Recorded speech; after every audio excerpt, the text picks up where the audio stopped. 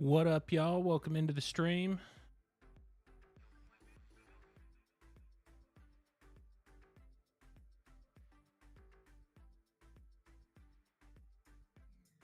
We're about to get started here. The show's going to start at 1 p.m. And I have no idea what to expect from this, but this is going to be a premium only stream.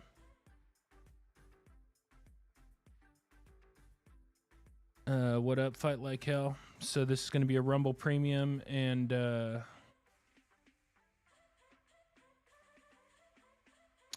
for YouTube members as well. But yeah, I contacted the Future Game Show. I saw that this was coming up, and like one of the things that I wanted to do was do content for Rumble that wasn't just like, oh, I'm gonna gatekeep an hour of a regular live stream. I want to do like events and stuff like that, stuff that actually matters, or actual premium content, like videos that are only available to Rumble Premium, or make it more important. Make Rumble Premium more important rather than just, oh, you know, the last hour of my live stream is going to be Rumble Premium. I think that's lazy. And I probably will do some of that just because I don't have enough content planned for this month. And since it's the first month of the Rumble Creator Program, you know, I kind of wanted to see how it was going to work before I started trying to create content specifically for it. But since it starts at 1 p.m., their live stream started at 12:30. But I think it started even a little before that. But as we get closer to 1 p.m., that's when I will switch it over to the premium side, so we can kind of hang out and talk for now. And I've been trying to hit up the CEO of Rumble to try to have a conversation with him about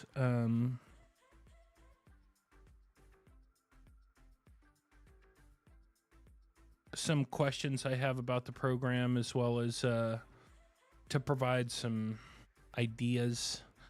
Because in my opinion, now this is my opinion,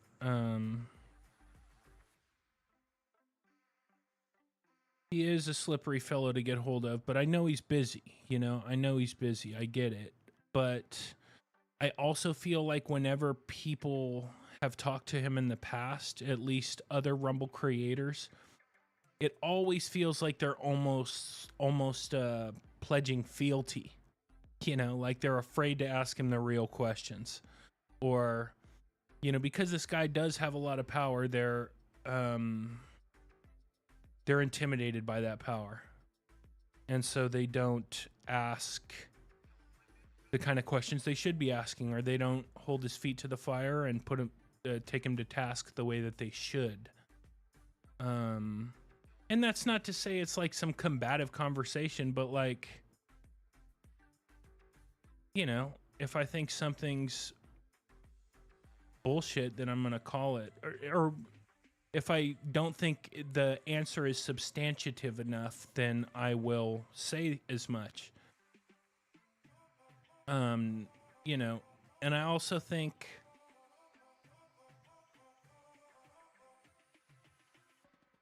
yeah, that's fine. I'm not, you know, I'm not here to, the goal is not to criticize him. That's not, it's easy to it's easy to be an armchair quarterback and criticize somebody. Real easy to do that.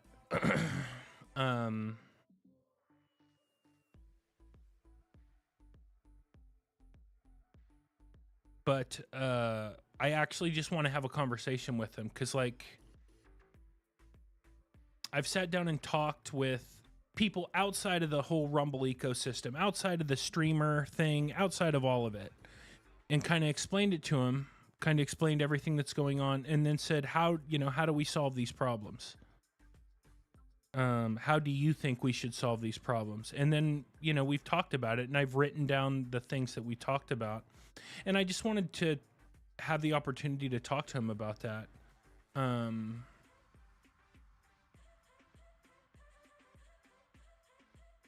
Like, you know, I'll give you one example, and that's how you have two accounts on Rumble. So I have a creator account, which is my TACETMORT3M one word account.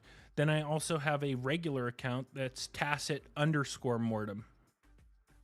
It's confusing, and it doesn't make sense to me. And I feel like they should merge them and get rid of the two accounts. No, I don't feel that they should. I know they should.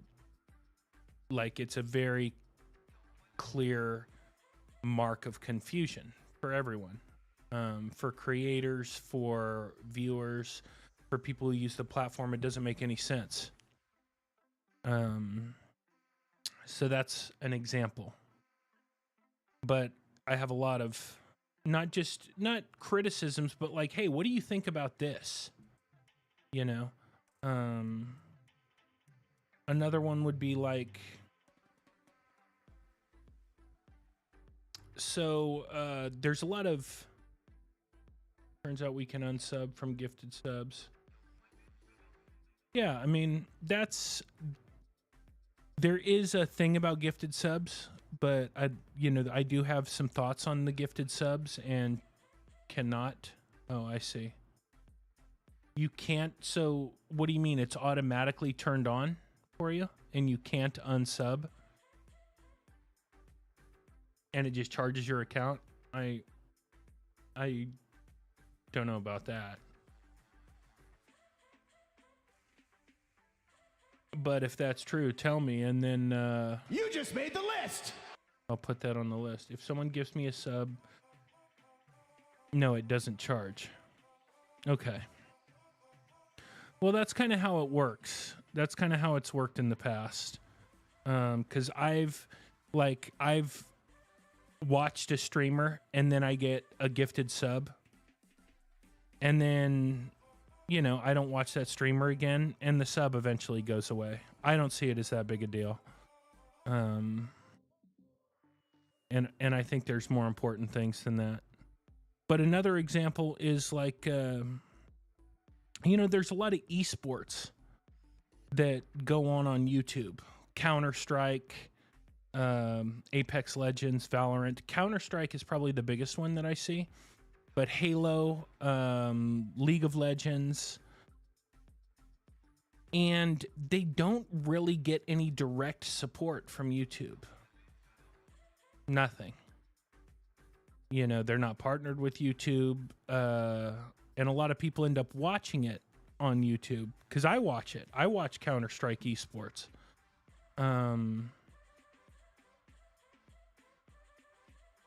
Yeah, I mean, that's a good one, to be able to hide channels from the suggestion and front page. But again, and I mean, I'll write that down, but the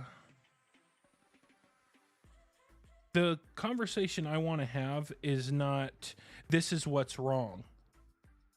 This is what's wrong. That's not the conversation I want to have. Let me tell you what's wrong. That's not, I want to have a conversation where, hey man, these are areas that you could help elevate Rumble.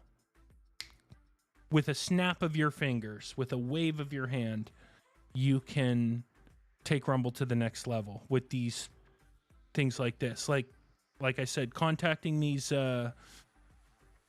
esports. Like, esports are not profitable as it is. They lose money. So they're hurting for money. And Counter-Strike esports is fucking huge. It's huge. Europeans watch that shit like crazy. Americans watch it like crazy. But, I mean, it's crazy how many people watch this. And instead of streaming it on YouTube, where they get no support, Rumble could contact these people. And I don't know whether it would be exclusive streams on Rumble, or partner with Counter-Strike in some way, the Counter-Strike esports scene, whatever. I mean, that's not, you know, you'd actually have to talk to the people in charge to see what was going to happen, see like how to do it. But that's a big win for Rumble right there. Rumble could be the destination for esports, for watching esports. Because Twitch used to be the destination for esports, but there's so many fucking ads on Twitch. Nobody's going to sit through that shit, so people watch it on YouTube. Because there aren't any ads. And if Rumble could get into that niche, Rumble could become a destination for esports, and that elevates the entire gaming side of Rumble right there. Which is something that a lot of gaming creators complain about, is, oh, you know, Rumble doesn't show enough love to gamers, etc., blah, blah, blah. And I'm not saying that's not true, but that's a big, easy win. It's an easy win. It's a fucking slam dunk. Like I said, these esports teams are bleeding money. And Rumble just got a huge influx of cash. Pretty sure Rumble could sign a fairly favorable deal with these esports organizations. So that's a couple ideas, but a couple things that I'd like to talk with him about. Just a couple of the many things. And, you know, I wouldn't be satisfied with just oh yeah, it's something we've looked into or something we're going to look into. You know, I wouldn't be satisfied with that kind of answer.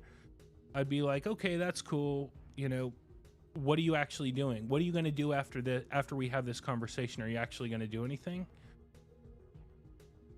And I feel like because he's the CEO of Rumble and he's got a lot of power, that people are intimidated by that power, which is fair. I understand, but you know, I've been around some pretty powerful people in my life, so I don't get intimidated as easy.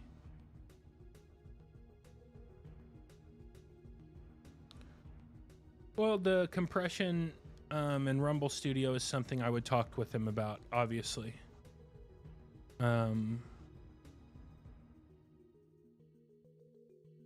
That's obviously something I would talk with him about.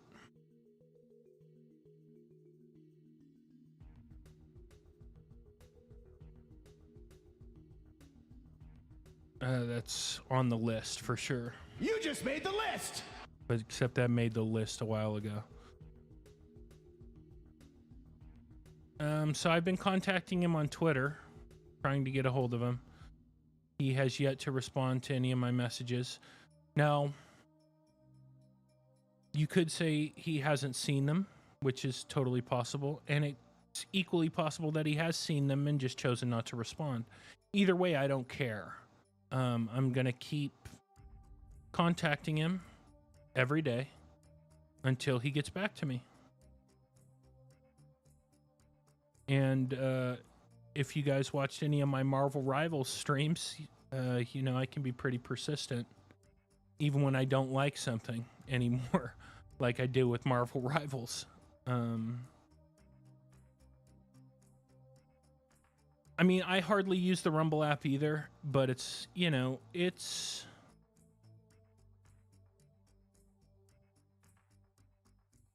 better than it was. It is better than it was. But, you know, it's missing a lot of the stuff that YouTube has. More specifically, like, just the smoothness and the latency issues. Like, I notice watching pretty much anyone's stream that isn't live. Not pretty much, I mean anyone's stream that isn't live.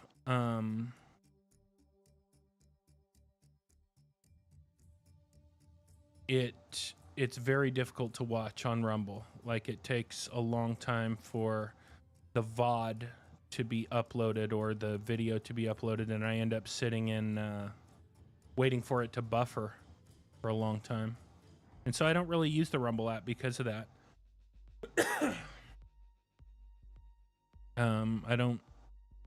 I don't use Rumble for a lot myself because of that. But some, you know, I do watch some documentaries on Rumble that you can't find on YouTube because of YouTube's censorship rules. And topics that can't be discussed about on YouTube can be discussed on Rumble. But another thing that I've heard some other creators talk about, and I totally agree with it, is that with this new administration, you're noticing that the censorship on a lot of different platforms are loosening. At least, you know, think about it, like Twitter, obviously. Mark Zuckerberg was at the inauguration, and he's made headlines by loosening up censorship on Facebook and Meta, you know, Instagram, all the whole Meta umbrella. And it wouldn't surprise me at all if YouTube ended up doing the same thing and started loosening up censorship. And if YouTube loosens up the censorship rules, where does that leave Rumble?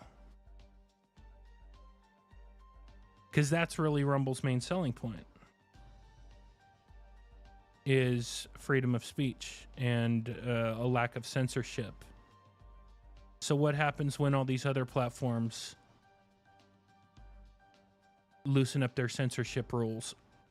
Rumble's going to get left in the dust.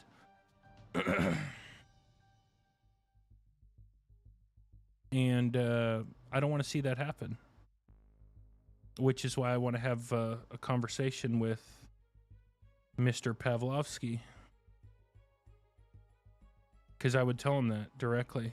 And, you know, he would probably disagree with me, and that's okay. You know, everybody's got an opinion, but now is the time to strike.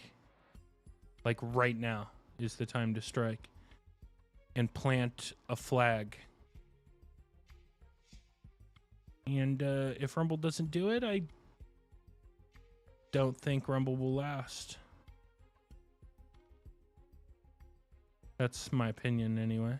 Could be wrong. But we'll see if I actually end up talking to him or not.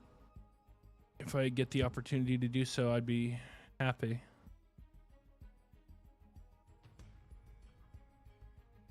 But we have, what, 11 minutes? And this is just going to be a bunch of trailers and stuff, so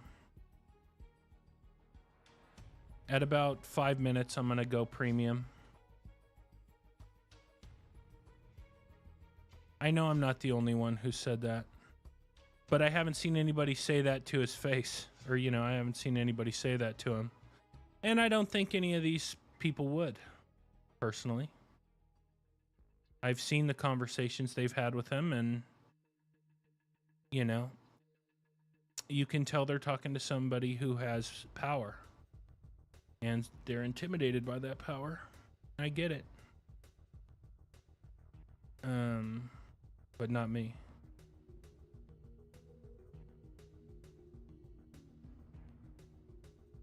And I just want to have a conversation, you know?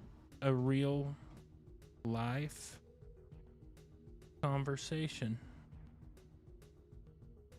Not a criticism conversation. Because I feel like Rumble's come a long way from where it was when I first started streaming on the platform. And there's people who've been streaming on it longer than I have who, you know, saw it in a totally different state than even I saw it. And it's come so far since I started. And, it, you know, it's come a long way, is the point. But just because it's come a long way doesn't mean time to slow down. It's time to speed up.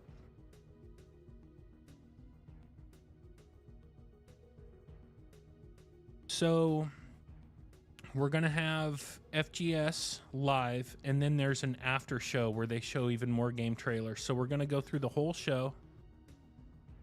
When did you start? Dude, I can't remember, bro. I think I started in like March of 2022 or 2023. I can't remember. It's been 2 years, 2 or 3 years. I can't remember. It's been like 2 or 3 years that I've been streaming on Rumble. I think. You know, I really can't remember. But it's been a while. It's been a while. 2 or 3 years, I think. I know there's a way to look. I just haven't. But I'm pretty sure 2 or 3 years. It doesn't feel like 2 or 3 years, which is why I'm kind of questioning it. But I think it really has been that long. Because one of my family members was the one who suggested I start streaming on Rumble. They were like, oh, you should do it on Rumble. I think they saw some shit about Rumble on MSNBC or something. No. What's the age of the channel? What's the age of the channel? The first time I was on Rumble was when I started the channel. So, yep, that's right. Yeah, that sounds about right. Yeah, that sounds right. That's when I started on Rumble. So 2 years, like I said.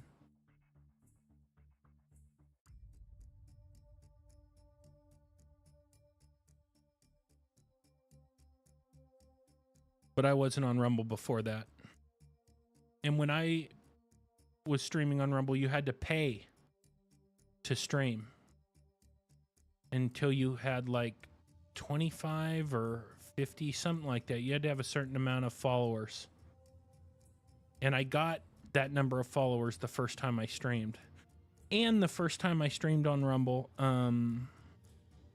Chris Pavlovsky, the CEO, came into my stream and said, thanks for streaming on Rumble, and donated $100. I'll never forget that.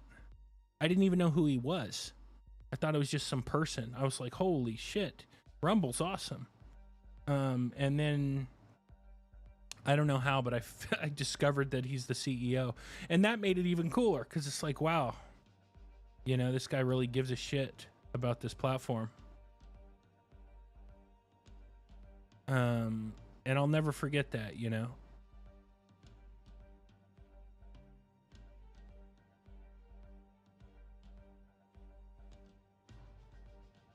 I haven't had any other CEOs come into my stream and donate. I thought that was pretty cool. And it wouldn't have mattered if he donated $1 or if he donated nothing, you know, but $100 is like, whoa. And I think at the time that was the biggest donation I'd ever gotten. And it was my first stream on Rumble, so, you know, want to watch the show in 4K? I am watching it in 4K. Okay, that's good.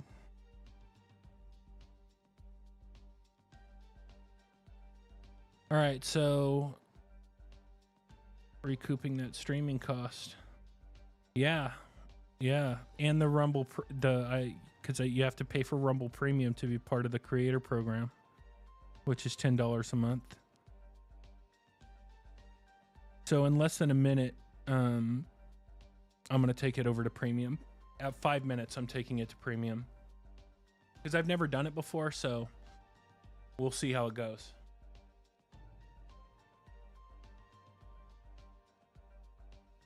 But I'm pretty sure you just press this lock button in Rumble Studio, so we'll see.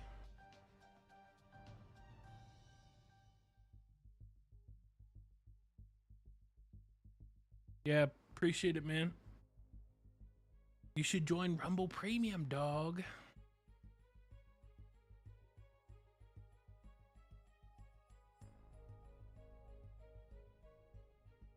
Support the platform. Pretty sure I'm the reason non-premium users can no longer talk in chat. I doubt it. Anyway, I'll talk to you later, man. Bye, Fight Like Hell.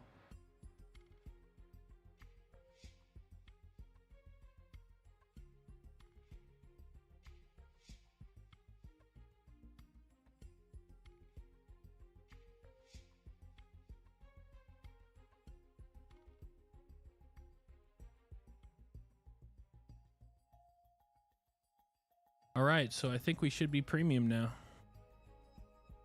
So welcome to all Rumble Premium peeps.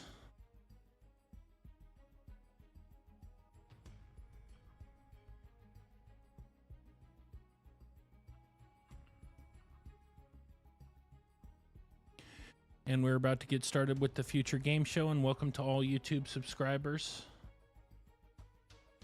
Appreciate y'all being here. We got 4 minutes, and we're going to react to this show.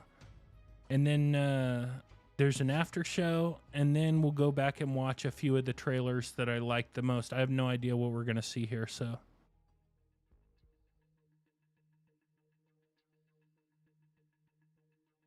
I'm hoping beyond hope that we see Dune Awakening, but I don't think that's going to happen. Like, I'm still waiting for Dune Awakening's pre-order date to be announced. It's ridiculous that it hasn't been yet. At this point, I'm starting to think they're going to delay the game.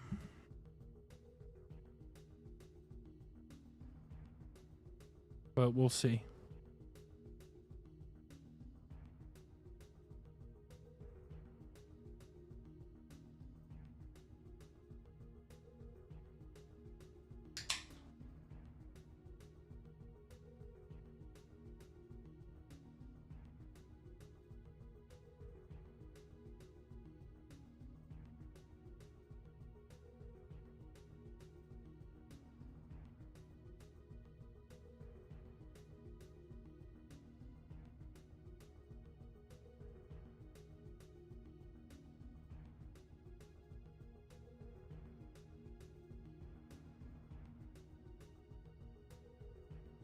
They weren't joking about 1 p.m.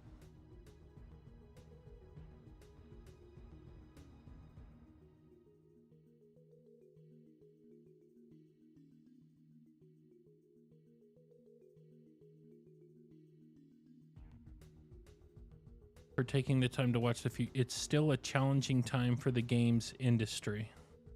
But what's challenging about it? All the layoffs make good games. Although there have been a few studios that have made good games that still got shut down.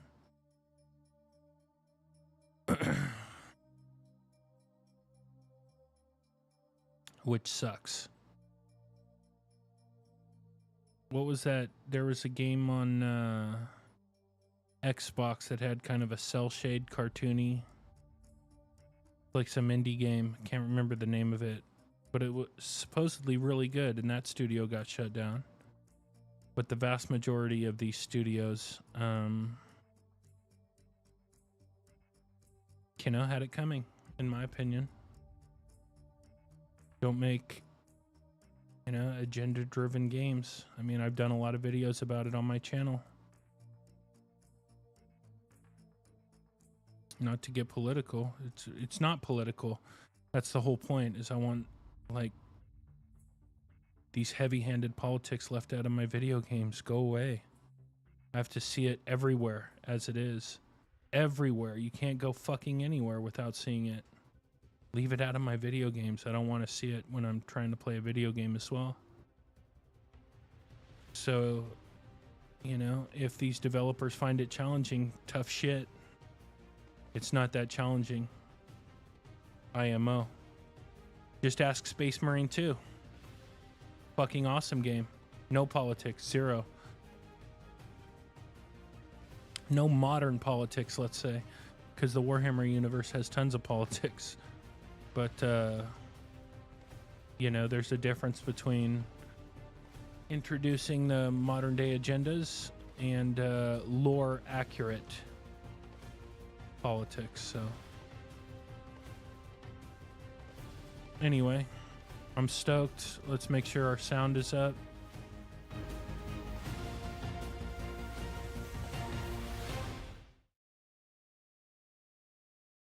All right, here we go.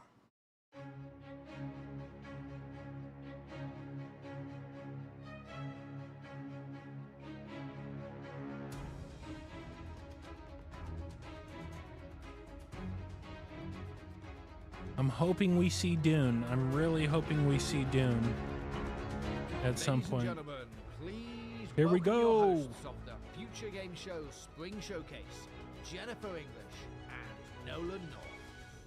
Hello everybody and welcome to the Future Game Show Spring Showcase. My name is Jennifer English, though you probably know me best as God's favourite princess and the most interesting girl in the world, aka Shadowheart from Baldur's Gate 3. It's a pleasure to be here in this, how would you describe it? Ominous Auditorium to get you all up to speed with the latest video game news, though, as you can see, I won't be braving this journey alone, as I'm joined by a man who needs no... She does have a pretty unique voice. Jennifer, but alas, I'm going to subject you all to one anyway. Yes, it is I, Nolan North, the voice of Nathan Drake, Dr. Richtofen, and a bunch of other guys you've probably spent 30 or so hours with while sitting on your couch. If you haven't heard of me, it's because I recently took the substance, and now there's this British dude called Ben Starr who's running around taking all the jobs I used to get. He even hosted one of these shows, I think. Need to do something about that guy. Murder. But that's a problem for another time, because over the next 90 minutes, we are laser focused on introducing you to a new generation of great games. You can expect plenty of gameplay trailers and a series of presentations from some of our industry's brightest developers. And there's also Look at her going to be some shoes. world premieres which will be revealed as we work through today's show. No harm in a little mystery, don't you? I wonder how long it took Speaking of which, her to we've get got that to kick outfit this off. together. I'm not one to keep the good people waiting. This is the next project from People Can Fly, the team behind Gears of War and Bulletstorm. Let's get into it, shall we? People Can Fly, Gears of War, and Bulletstorm. So that's Cliffy B, right? Let's see.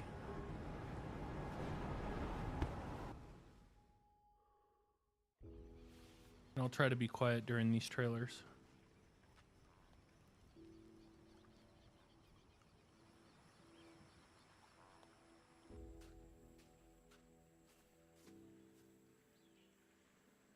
Crossbow.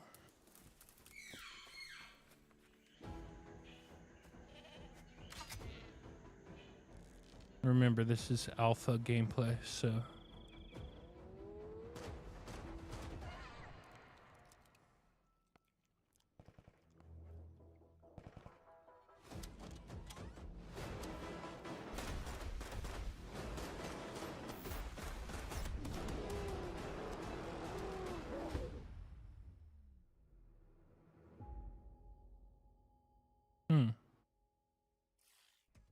Okay, now we're cooking.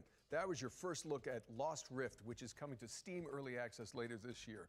But you can wishlist it right now and join the Lost Rift Discord for more information. Now, Jen, I feel like you'll have something to say about this next trailer. Yes, this one is quite special to me. We've got a new trailer for Claire Obscure Expedition 33, and it's all about the character I'm playing in the game, which is now on this giant screen behind me. I keep I seeing little cannot stuff wait about this for game. you all to hear how her story unfolds, but for now, here's an introduction to your new favorite graphics look character in video insane. games ever, Maya. Lumia is not my home. Not the way it is for you. Having second thoughts about the expedition? Please. I'm more ready to go than you are. The rest of us only have a year left, but you've got 9 good years before your gommage. You don't need to leave yet. 1 year out there is better than 9 years in here. The dance begins.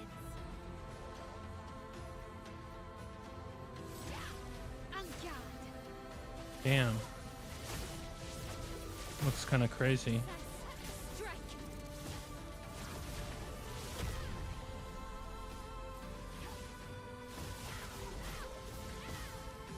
Looks pretty cool for what it is.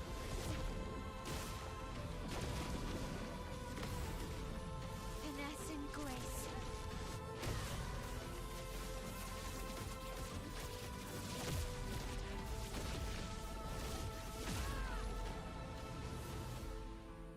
How can you keep going like nothing happened? Damn, that's coming out really soon. Love to see it. That was a closer look at Jen's character, Mael, in Claire Obscure Expedition 33. It's coming to PC, PlayStation, and Xbox on April the 24th, so not long to go now. I do hope you get a chance to check it out, and if you don't, I will crawl through this screen and fight you. Okay, hard pivot away from the Belle Epoque now, as we've got the next game from the horror maestros behind the award-winning Stasis series. Here's a closer look at Animal Use Protocol. With trepidation, this place wrong. This place not. Oh yeah, the one where you play as the monkey. With insistence, wrong. Smell bad. Smells the same to With me. urgency, move. Now under, hide. Okay. If this With isn't growing impatience, be quiet.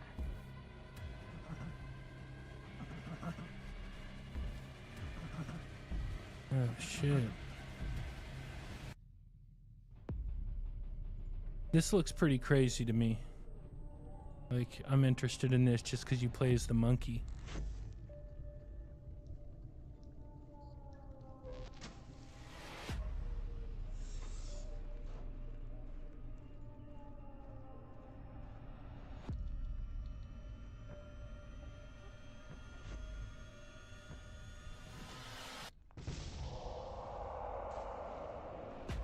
What's up with that little mouse on the gun?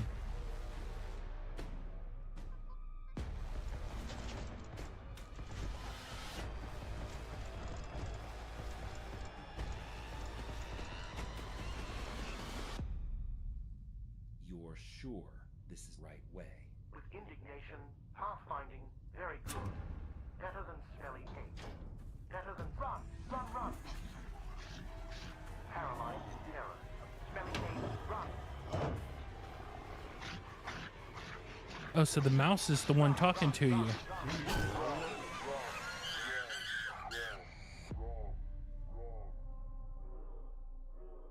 Animal Use Protocol. Yeah, that's cool. That's cool. That one looks cool. Animal Use Protocol is coming soon to PC, so stick it on your wish lists if you want to see more of this Tamagotchi rat companion. Now, as we learned earlier this year, Capcom's cult classic samurai series Onimusha is making a major comeback. And thankfully, for those of us who want to catch up, there's a remaster of Onimusha 2 Samurai's Destiny on the horizon. Here's an inside look from the game's developers with a focus on Hell Mode, a brand new one-hit kill difficulty setting for the masochists among us. One hit kill. Damn, this is so old school. That's dope. Just like with movies, they're not coming up with new ideas, so instead they remaster old ones, just like remakes. The name says it's all, really. Hell is an extremely hard difficulty mode. All it takes is one hit from any enemy, and you'll die instantly. So it's not for the faint of heart. I haven't been able to complete it myself yet. But some members of the staff have been able to pull it off. So I hope everyone tries it out to see if they can get through it. I never played these. The original game was the first time I was in charge of the direction, so it has a special place in my heart, and this remaster brings a lot of tweaks. Apart from the fact that the graphics are now in high definition, we've also included quality of life improvements to make it more fun to play. So if you're new to the series, this is a great time to start, especially since the first game is available too. I'd love everyone to experience the world of Onimusha and explore every nook and cranny. So I look forward to your support.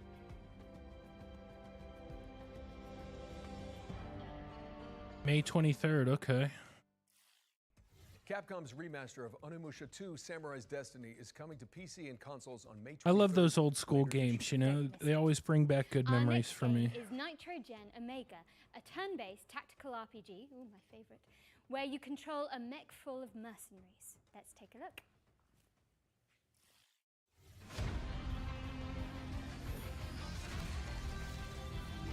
A mech full of mercenaries.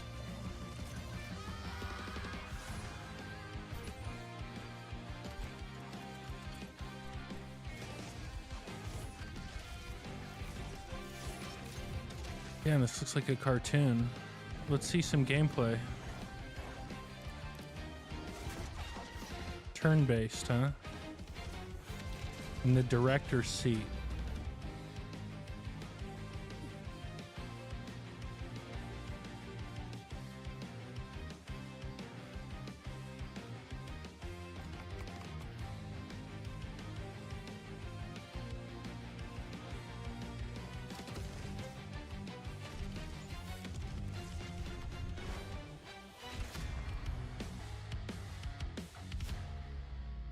Okay, I didn't really see a lot of gameplay, but that's cool, I guess.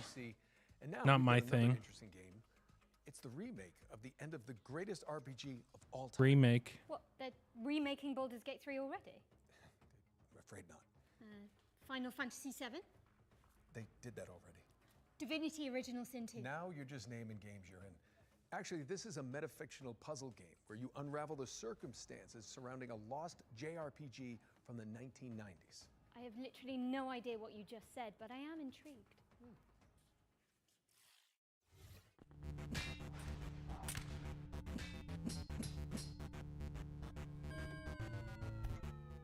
Hi, I'm Lucas Emmanuel.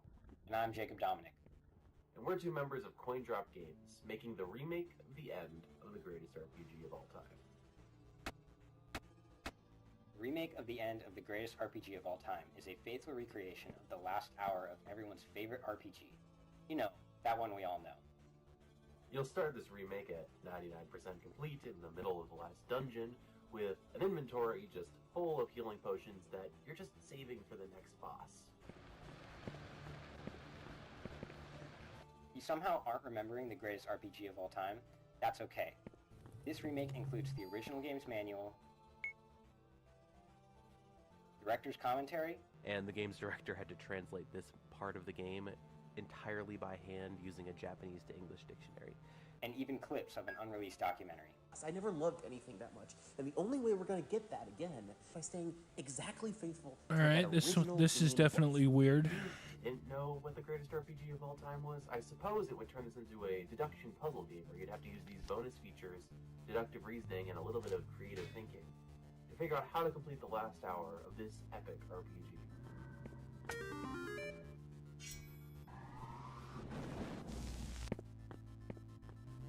Be for real. It's an interesting idea, kind of meta.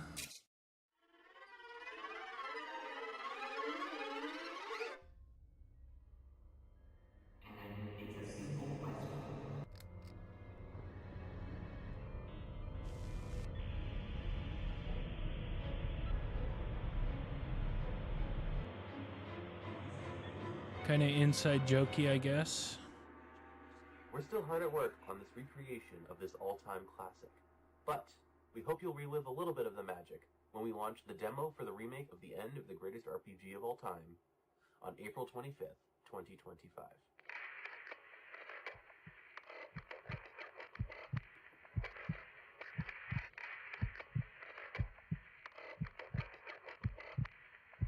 Okay. The remake of the end of the greatest RPG of all time, yes, that is the title, lands on PC later this year, with a demo launching on April the 25th. Now, I think we've got another world premiere up next. Yes, we do. This one's an isometric survival game based on a comic by Kyle Starks. I hate this place? Well, you can leave whenever you like. Okay, see ya. No, it's actually... Never mind, just roll the trailer. I get it. Yeah. A little corny. Whatever. Isometric, huh? Cool music already. Exist in your head, they said. Great material for your art. I actually believe Like that John Carpenter style music, I love it. That makes me like the game. Feels like I've walked straight into one of my nightmares.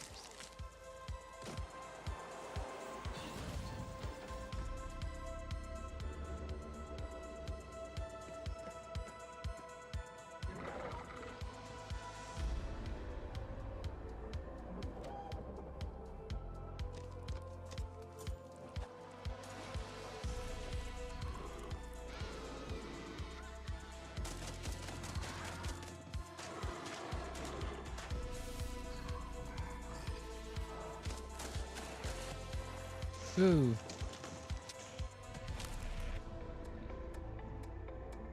Okay, that's kind of cool. I dig it. That one I like. I Hate This Place is coming later this year, but in the meantime, put it on your wish list. Now for an update on a puzzle platformer where you tangle with the strings of fate. Here's the release date trailer for Once Upon a Puppet.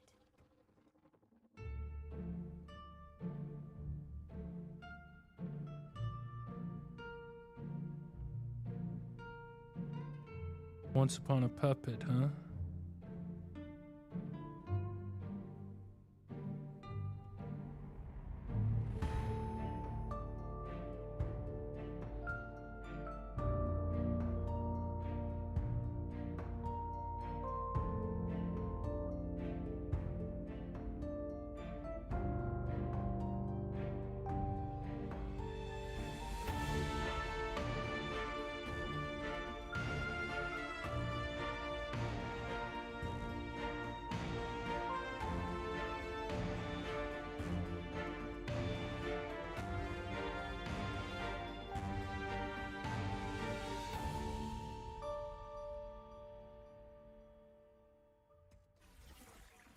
Cute and creepy.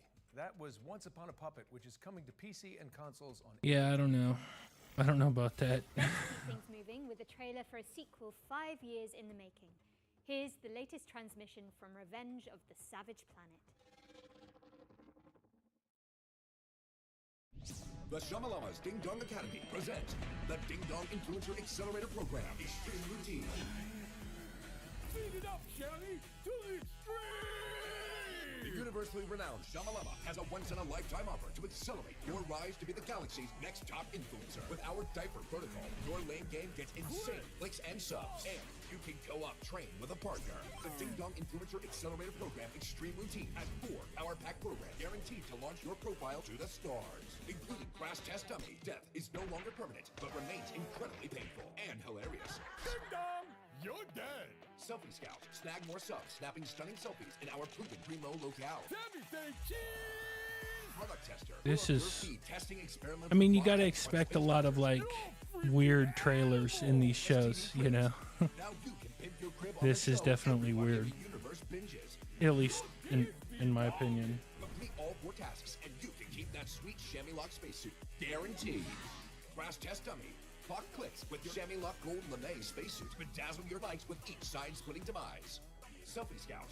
Everything cheese! Product tester. Reporting any burns, crashes, or mutations. STV Cribs. It looks like a bad motel. You ain't no shabby. Now you a ding dong. Speed it up, Shelly, to the extreme. Well, that was interesting. Revenge of the Savage Planet is crash landing on PC and console. I haven't heard of Savage Planet. This is Anaya, Life After Gods, an action platformer where you chart the ruins of an alien civilization.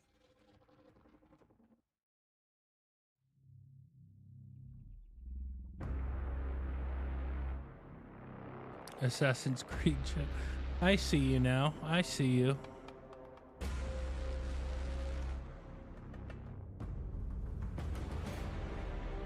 The gods are dead, but we try to survive in their world. What up, Dexter?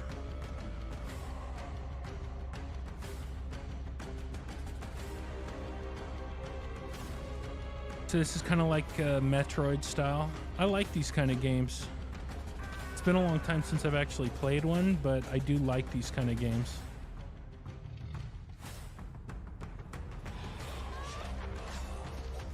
I'm here.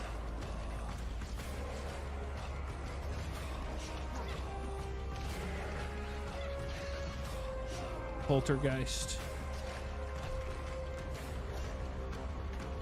Yeah, this is cool. This is cool. I like these kind of games. We are live streaming the future game show and doing a reaction. So this is live right now.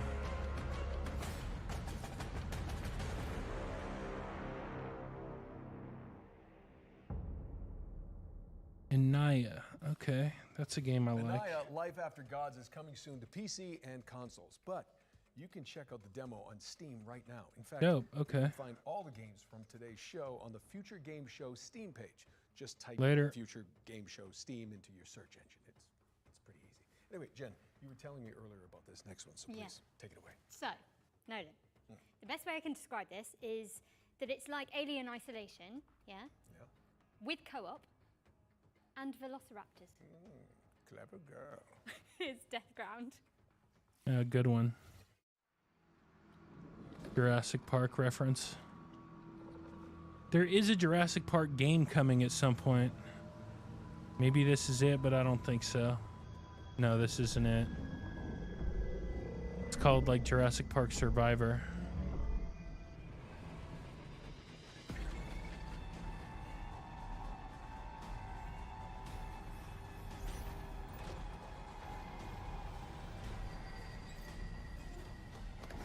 Alpha footage, okay.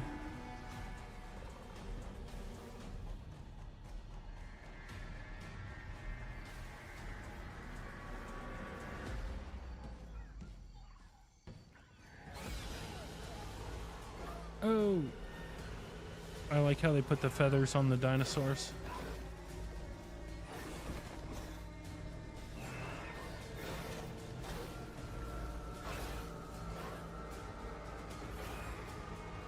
Oh shit.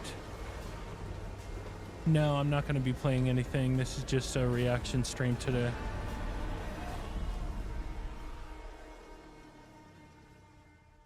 Reaction to the Future Game Show. First time I've done anything like this, but I'm going to be doing it more often. Oh, he's doing the Alan Grant from Jurassic Park. Okay. 2 Jurassic Park references. Good job. So I like make sure it. it's on your wish list. Okay, we're breaking things up with our next section, which is a Future Game Show staple. Every show, we pull focus onto 3 particular games. Oh, that we fuck yeah, consider, Kingmakers. 2 mainly, ones to watch in 2025. Yeah, this is a game I'm interested in. Kingmakers, the anachronistic siege simulator where you drive pickup trucks through cavalry fields. This looks so fucking cool. I'm excited for this. Okay. Anachronistic Siege Simulator. Anachronistic Siege Simulator. Congratulations, I think I've sprained my tongue.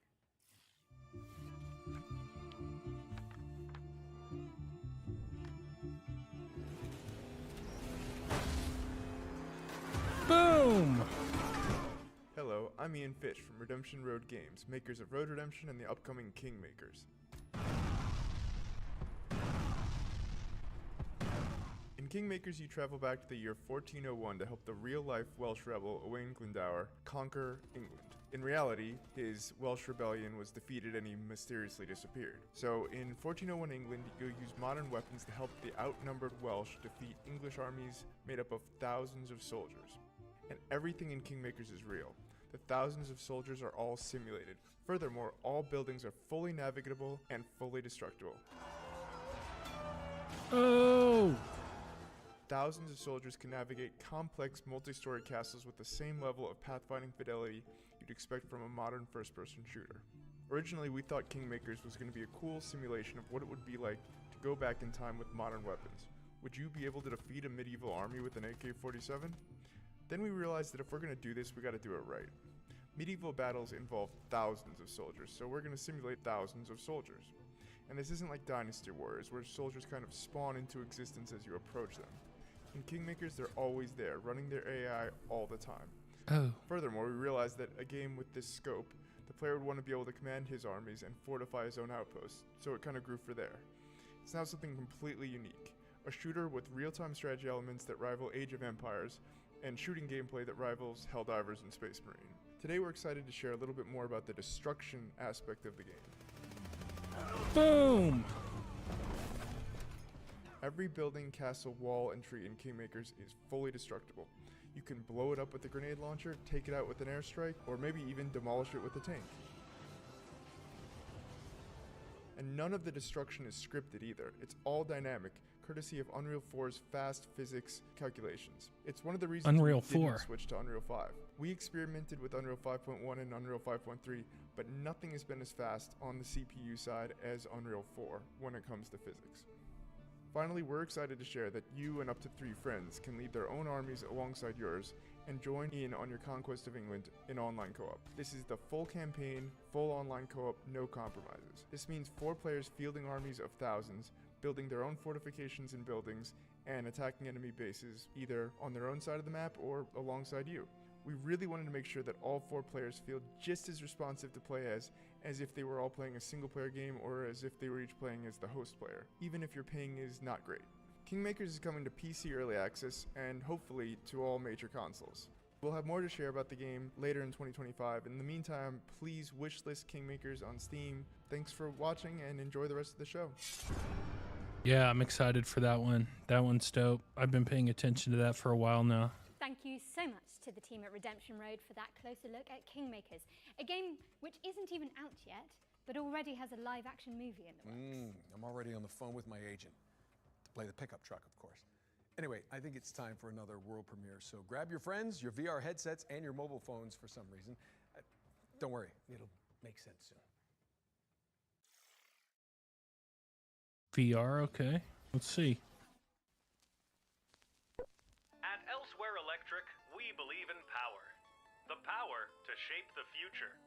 Our state-of-the-art facility is the heart of that future, and we need you to keep it running. You and a capable partner, that is. I'll open up the van. Get juiced up.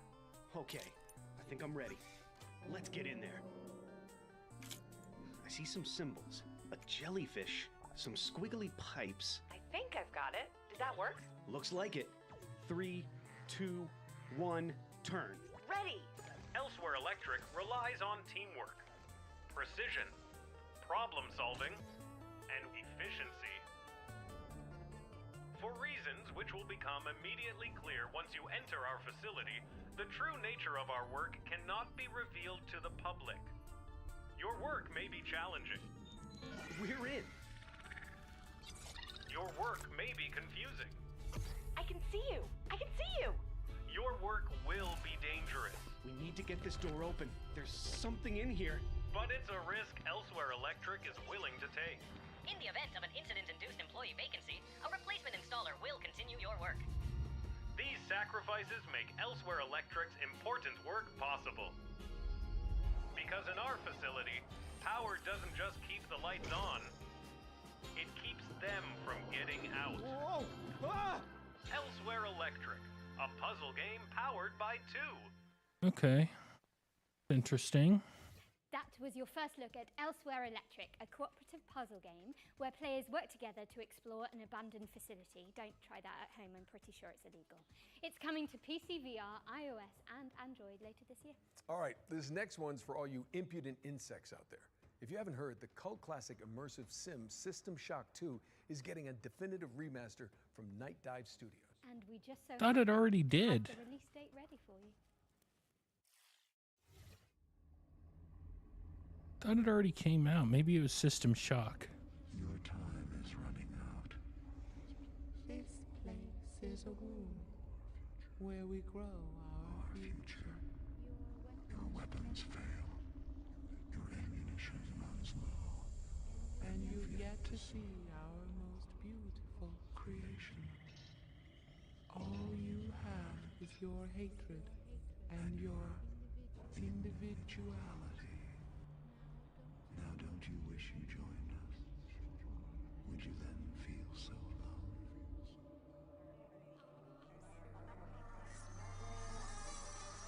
I am Shodan.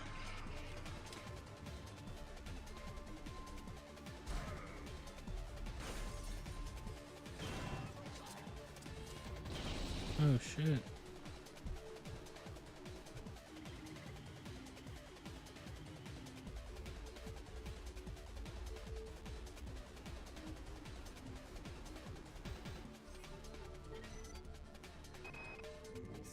Yeah, this looks cool.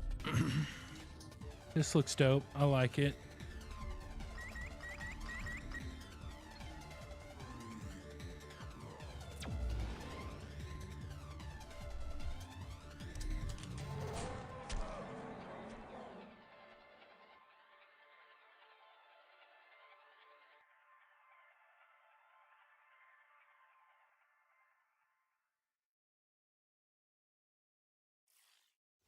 You heard June it here first, 26th. folks. The System Shock 2 25th Anniversary Remaster launches on June 26th, 2025.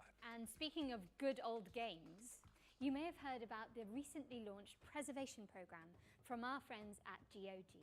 It's a commitment from one of the industry's foremost digital storefronts to maintain and preserve classic video games for future generations. A noble pursuit indeed. System Shock 2 is already part of the program alongside other golden oldies like Alpha Protocol and SWAT 4, both of which I was in, by the way. So, thanks guys. For the Spring Showcase, we've partnered with GOG to reveal some more titles that are coming to the program. Who knows? Maybe one of your nostalgic favorites will pop up. And I'll be in it. Probably. Sometimes it just takes a single sound. All right, this is cool. Hello, my friend. Or a quick glimpse to awaken that emotion. A warm feeling that brings back all the memories of times when all the problems didn't matter. Exactly. It was just Thank you. As a superhero, fighter, racer, knight, waiting to conquer the world. Games are part of you, us. They're a part of culture, part of what makes Now, us human. Without all these preservation, games are before all the my time, emotions, but creativity, stories, and innovations behind them risk being lost forever. How can we ensure everyone can play games today, tomorrow, and for years to come? Devs, share the source codes, artwork, and even collectibles that you own with museums so they don't get lost. Gamers, play these games and talk about them. Make them live forever. Vote and share your gaming stories on GOG Dreamlist to help bring more games to the GOG okay, that's preservation cool. program. GOG Games game within list. the program are maintained by us and guaranteed to always work on modern computers. We've already future-proofed more than 100 titles. Today, we are happy to say that the GOG Preservation Program is expanding with even more titles. You can play all of them right now on GOG.com. Let's take a look at the new arrivals.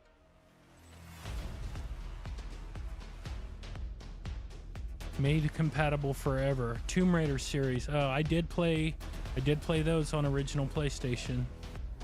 Never played Alone in the Dark or Ultima or this. Most of these I haven't played. Played Fear.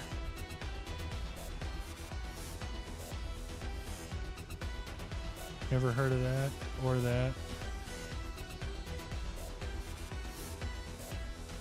Haven't heard of any of these except the Tomb Raider. And I've heard of Alone in the Dark, but I haven't played them. All right, that's cool. And head over to GOG.com to peruse the expanded preservation program library. We've also collaborated on an FGS themed sale, which you can find by heading to GOG.com/FGS. Okay, at this point, you're probably thinking, Nolan North, why are you on the balcony? Where's Jennifer? Well, I'm going to be honest. I'm not so sure myself, but we're about to throw it out to a series of back-to-back trailers while I look for her. And way down. Jen? Jennifer? Anyone?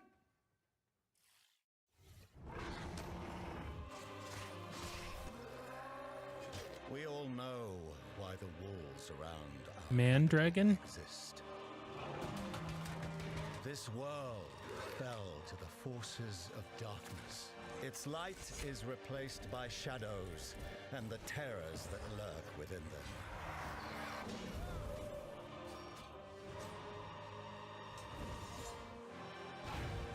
Souls-like. Count me out. Our faith in the Divine One and the power he bestows on me Oh, this looks dope. thrive in a corrupt world.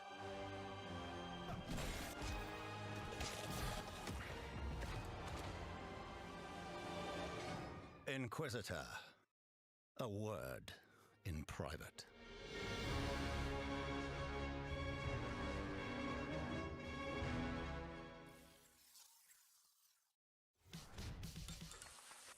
Welcome, everyone, and congratulations for being exactly where you want to be, here at Dutch's Razzle Dazzle Dream Hotel. We got everything you need up here in the clouds. Buy a slice of paradise, cryptocurrency allowed. Vacations tailor-made, have a mealtime serenade. Okay. Upgrade to the ultra suede, you wanna do it right. party on the promenade. Every day is a parade. Stay out for the masquerade. The party goes all night.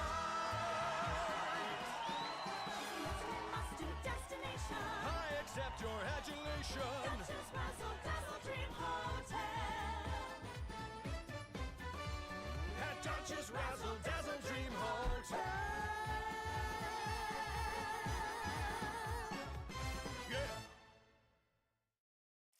All right.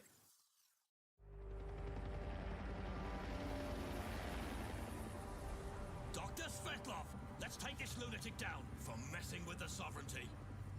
Let's make it quick. We're on the clock here.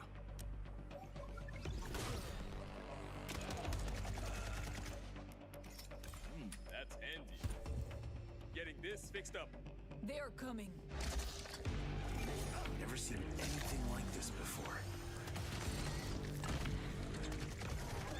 I wonder if this is that game that we saw at PAX. It's like something 13, Sector 13 or something.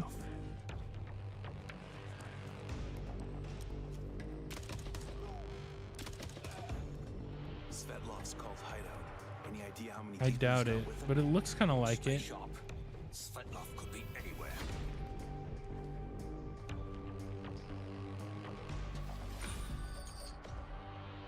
Chains of Freedom. All right.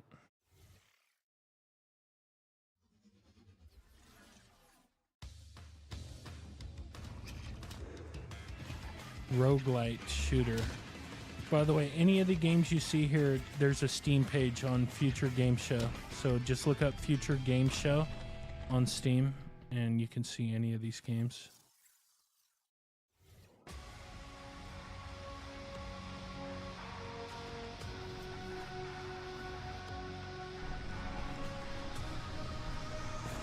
Oh.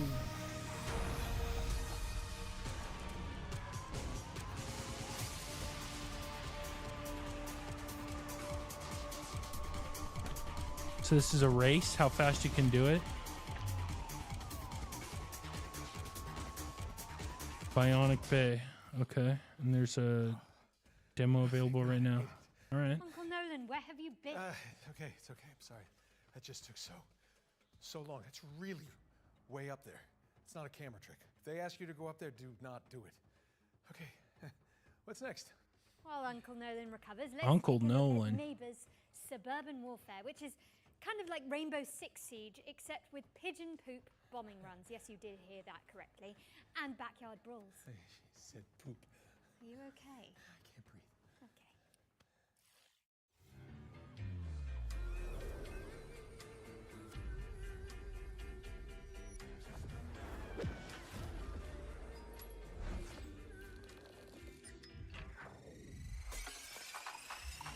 All right, this is kind of cool.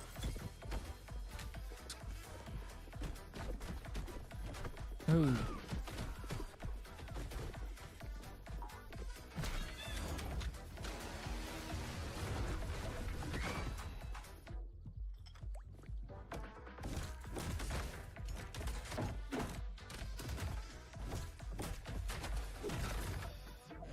Little Fortnite-y.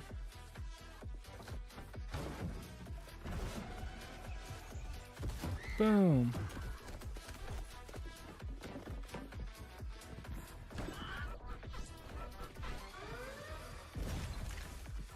Ooh. These aren't generally my kind of games, but this is cool. I dig it. I like the art style. I like the uniqueness of it.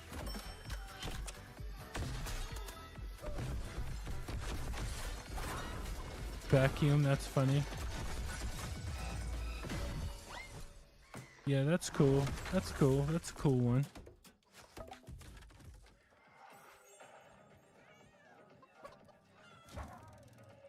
All right.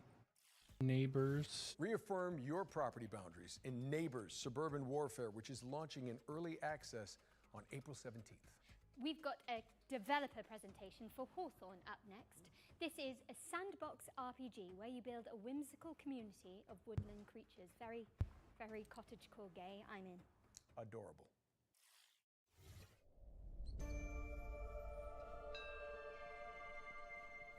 Hawthorne is a sandbox RPG realm of anthropomorphic animals and fairy tale creatures. Play solo or co-op as you recruit villagers and build a village of memorable NPCs. Defend against the elements and against forest tricksters. Celebrate the season's traditions. Farm, Damn, look craft, at how creative explore these people an are. This is ever-changing wild. World bigger than the small creature you play. Bringing this nostalgic world to life has been a long-term dream for us, and we're thrilled to be doing it alongside our players. Hawthorne will leverage our experience making some of the world's most beloved RPGs to establish a new genre that blends the emergent fun of sandbox games with a charming simulation of village life. It's a fantasy home you can keep returning to. The different playable species have asymmetrical abilities and limitations. You, your friends, and your NPC followers must work together to complete jobs around the village. Differentiated species, together with our procedural storytelling, combine to make each player's story in Hawthorne a unique and enjoyable experience. We're a small team of experienced developers bringing Hawthorne to life as a true passion project. This game is currently self-funded to keep creativity at its heart. And now, with our incredible community, we have the chance to build something unique and memorable. Self-funded. Join us on this adventure. Follow and support our Kickstarter to help us bring the nostalgic joy that is Hawthorne to the world. All right, I think that's cool. A Kickstarter campaign for Hawthorne is coming soon, so keep an eye on the developer's socials for more information. All right, for the future games show historians out there, this next game appeared at the very end of last year's spring showcase as our one more thing. You know, Jen, while we're on the topic of history, back in my day when Emily and I hosted the first future game show, it was all remote. None of this real in-person stuff. I mean, you kids don't know how good you're getting it. Back in your day. Yeah, when did Uncharted come out again? They tell me 2007. Yeah, I was definitely still in school. At least you were born. Okay, let's just watch this new trailer for Industria 2.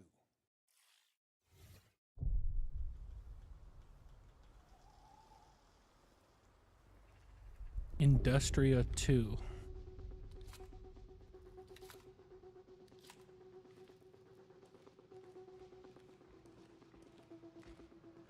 Oh shit.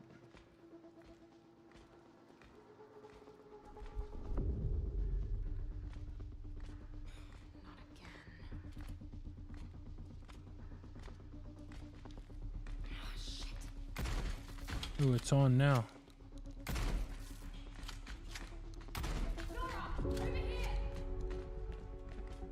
Run!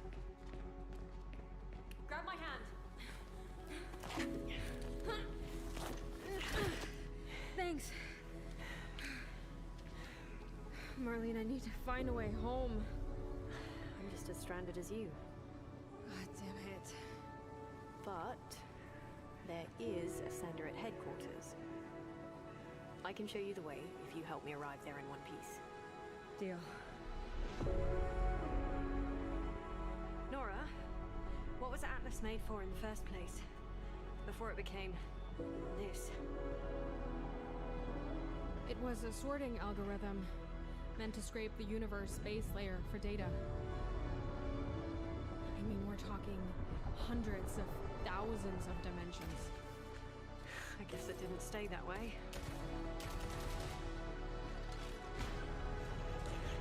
Yeah, this is definitely cool.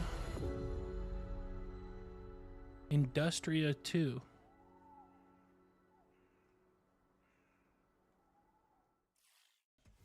Defy an insatiable artificial intelligence in Industria 2, which is coming soon to PC. Another world premiere now, and this one has a little historical kick to it. As well as some zombies, because why not?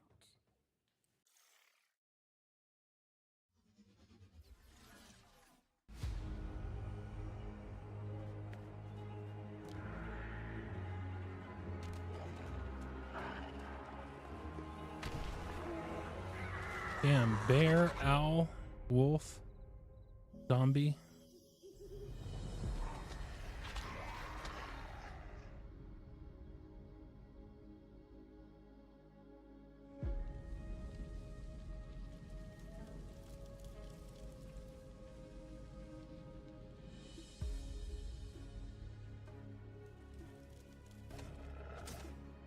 Oh, that's cool.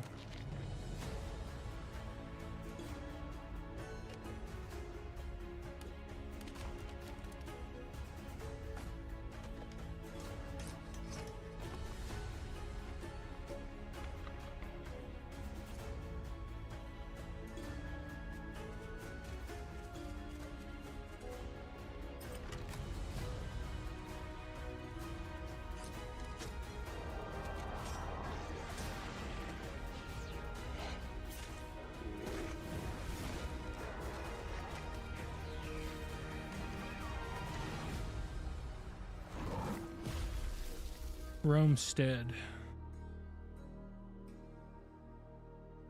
All right, that's cool.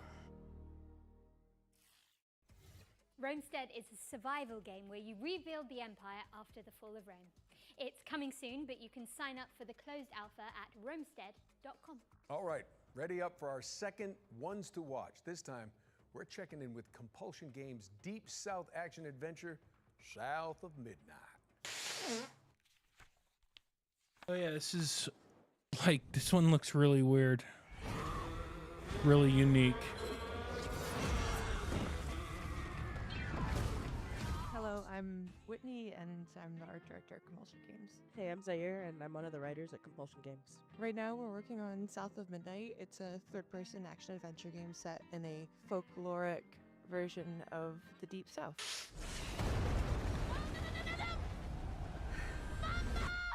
So in South of Midnight, you play as Hazel. Her mother gets swept away in a trailer during a hurricane, and as Hazel is looking for help, she encounters creatures who have like their own issues that she helps them solve. Hey, Hazel.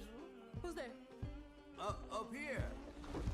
You find your mama yet? Catfish. Today, we're excited to talk a bit more about the creatures, specifically our narrator, the catfish, who you meet, pretty early on in the game, and he's a pretty important character. A talking fish. Nope. Ain't no way.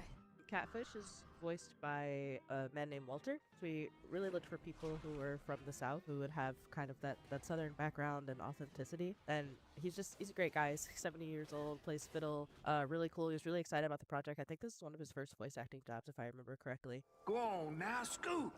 I'll pick you up yonder after to go find your mom.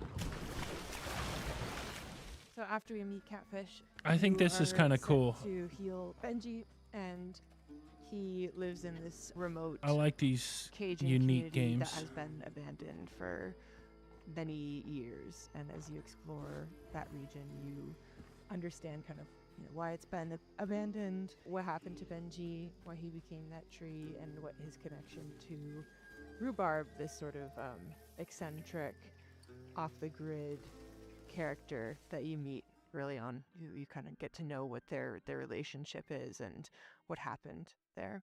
You're welcome to try bottling up the pain, but the roots of this trouble go deep. We have an awesome audio director, Chris, and he really wanted to make sure we had a special song for each of our main creatures you meet in the region, and that song tells a story, and you learn about the characters and the backstory through that song. Benji's name, he saw things different. He was my shame, and I said goodbye. I said farewell. I took my hammer, my ticket to hell. So the music is kind of done in parcels. So you'll get part of a story. So you'll get a few lines, maybe 2, 3, 4 times throughout each zone, and they tell a little bit more of the story. And then when you unlock most of the context, you'll have a final, either a boss fight or an encounter with the creature. And during that final encounter, like with Benji, when you're climbing the tree, you'll hear the full song. Was my brother, Benji his name. He saw things different. He was my shame. South of Midnight launches on Xbox Series X and S, PC, and it's also going to be day one on Game Pass on April 8th. And in the meantime, feel free to April shout us out on 8th. social media. media, tell your friends, pre-order, wish list, really get the word out there. Thanks for watching, and I hope you enjoyed the rest of the show. South of Midnight is coming to PC and Xbox on the 8th of April and will be on Xbox Game Pass from day one. Shout out to Compulsion Games for giving us a window into that world. Better yet, Pretty you can cool. see more from South of Midnight in our FGS Live from GDC post show, which directly follows this broadcast. So stick around. Okay, now we're venturing into the haunted landscapes of Pioneer next. It's a stalker-like MMO first-person shooter set in a dark alternate reality. Stalker-like MMO first-person shooter.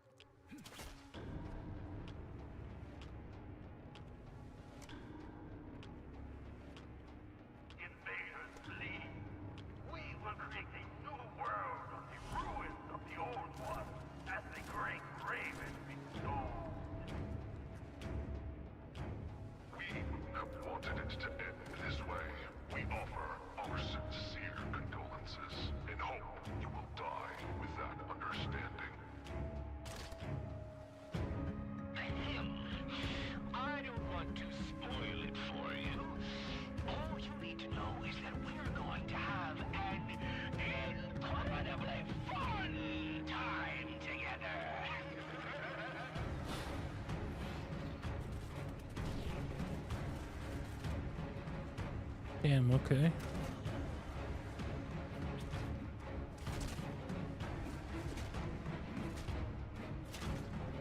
Already the melee combat's better than No More Room in Hell 2.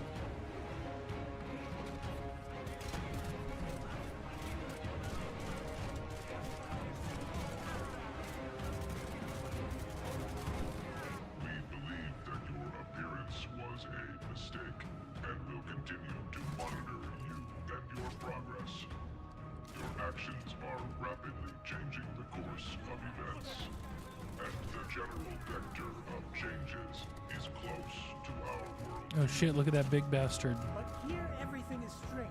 Our informant is weird. Our enemies are weird. The same goes for you too. Interesting. That I want to was see gameplay for more. the incredible-looking Pioneer, which is coming to PC in 2025. What have we got next, Jennifer? Well, we're taking a trip to 19th century Brazil to check out a cell-shaded roguelike called Hellclock. Stalker-like, roguelike, Souls-like.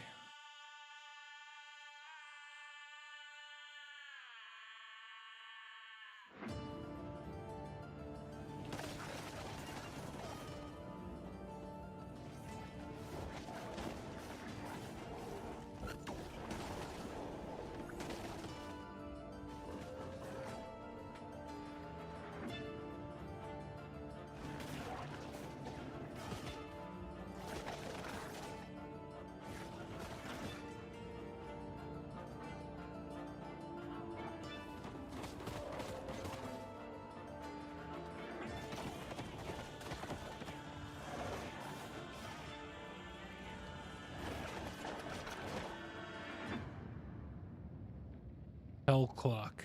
Demo available now. Okay. Not my thing, but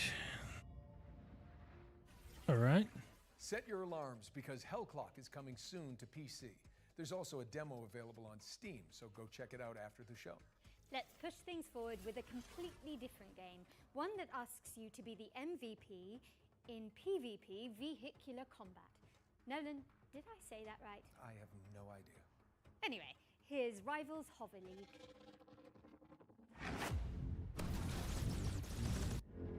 Rivals Hover League.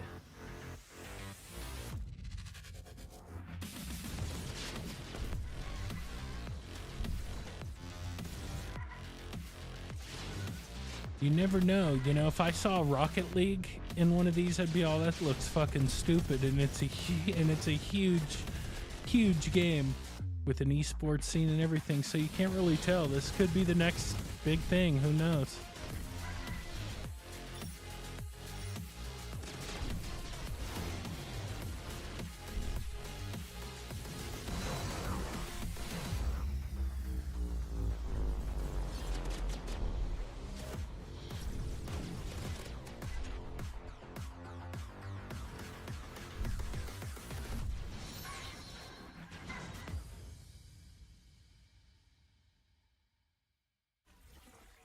Rivals Hover League is coming soon, but you can check out the alpha test on Steam. Time for something scary, I think. Nolan? Yes, indeed. Let me introduce you all to Finding Frankie, a haunted parkour game show starring a cavalcade of creepy animatronics. Here's the latest from the game's development. Like Five Nights at Freddy? Like that? Welcome back, lucky contestant. Let's catch you up to speed on what's been going on. 4 lucky people from around the world have been brought here to the world's largest indoor trampoline, water, and parkour park. Oh, shit. Quick update for you, lucky contestant. The other contestants have mysteriously died. Not sure how that happened, but oh well. You're still left. Over 3 stories of action-packed parkour obstacle courses.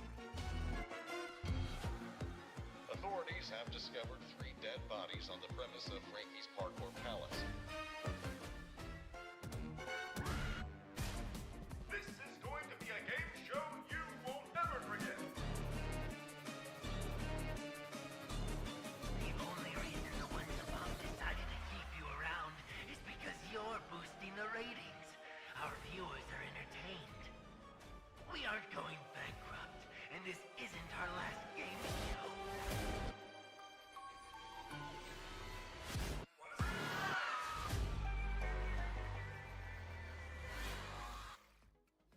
It's interesting. Watch your step when Finding Frankie comes to consoles on April 15th. Moving swiftly away from that terrifying image, we've got a special update from Tale Worlds Entertainment about their beloved medieval warfare simulator, Mount and Blade 2, Bannerlord.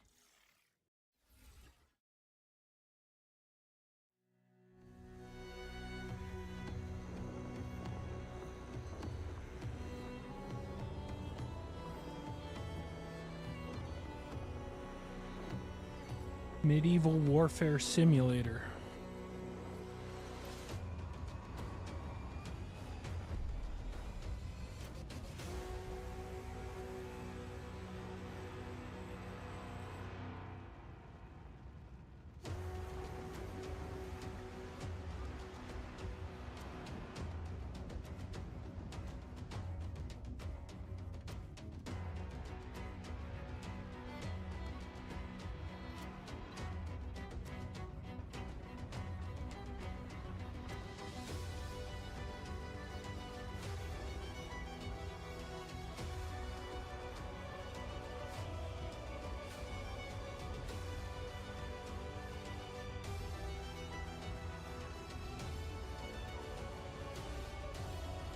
I was hoping to see some gameplay, but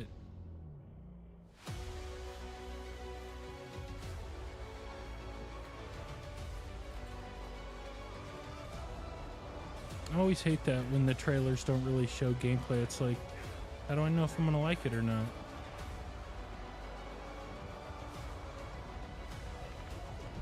Boom. Oh shit, look at that RAM.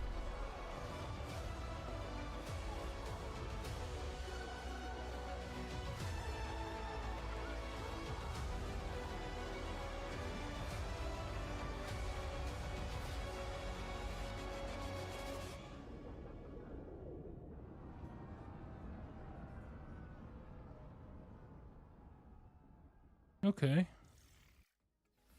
What a brilliant surprise. Mount and Blade 2 is getting naval warfare, a new faction, and so much more with the War Sales expansion, which is coming soon to PC and consoles. And sticking with the seafaring theme, here's the latest on an Unreal Engine 5 sailing adventure inspired by Firewatch.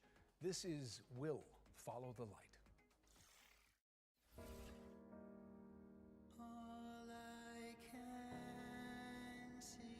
Sailing adventure.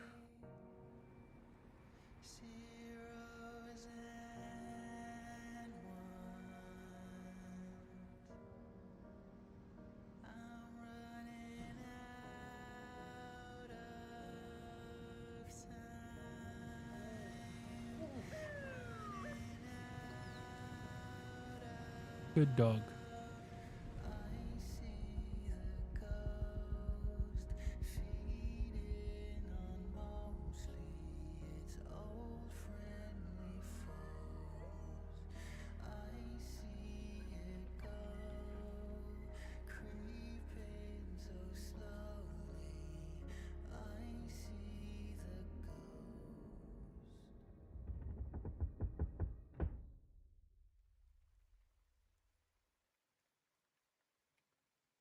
will find you, wherever you are.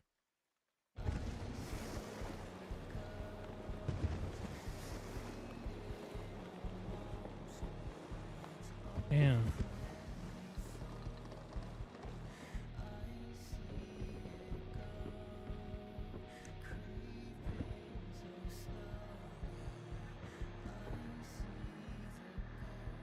Father?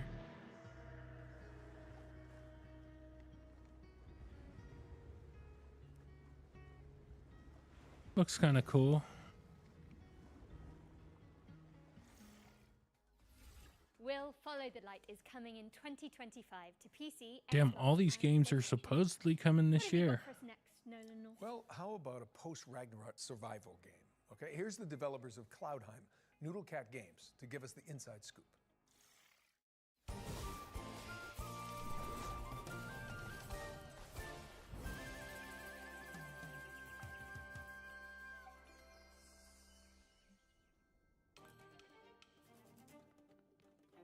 Hi, I'm Billy Quick from Noodlecat Games, and today we'll be exploring some of the combat in Cloudheim, our upcoming game blending crafting with physics-based combat. This is a Greeble, an aggressive little furball with a lot of teeth. You could hit him with a sword, but instead, let's kick him off this cliff. Greebles aren't the only threat out here, though. You'll also fight against heavily armored enemies like armadillos who roll recklessly through your allies. You'll need to dodge their rolls and then attack when their guard is down. Looks like Dwarvens, kind of like however, Zelda a keep their little distance bit. with ranged magic blasts. You'll want to pull them in close with your lasso to dish out damage. Our combat system is built around using physics to juggle your enemies. The longer you can keep enemies airborne with your kicks, lasso, and other abilities, the more damage they'll take when they finally hit the ground. Combine abilities and set up combos to maximize damage. Here, our character is placing down mushrooms and jump pads, bouncing enemies high into the sky. With the right combos, the battlefield will feel like a pinball machine. Play solo, or team up with friends in co-op for coordinated combo attacks. While you explore the island in Cloudheim, you'll come across mysterious portals that lead to dangerous dungeons filled with tough enemies and rare loot for crafting. You'll grow in Cloudheim by mastering weapons to gain abilities along 4 class pathways, each excelling in a different style of combat. Spellblades supplement their attacks with elemental magic.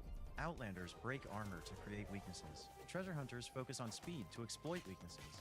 And sentinels defend and heal the team when dealing damage. Choose the weapons and abilities that fit your style. You can freely Yeah, switch this, to Cloudheim this looks a lot like Zelda. or make hybrid builds. Team up with your friends to create absolute mayhem. Our team has had so much fun coming up with unique abilities and wild combos, and we're excited to see what chaos you can A lot of these games are just not my thing, but Now here's like a Nasher lot of to them tell look you all the really cool. important details about how to wishlist Cloudheim. Thanks, Nasher. In case you didn't get that, Cloudheim releases this year. Wishlist it now. Cloudheim.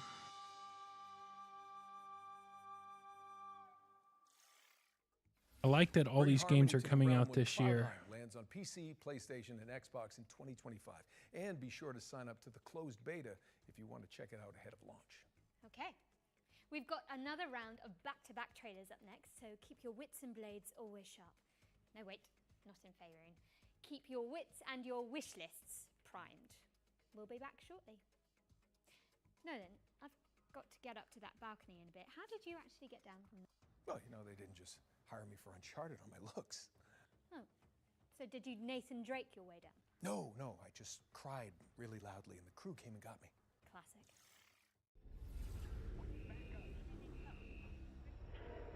Corny. You're corny.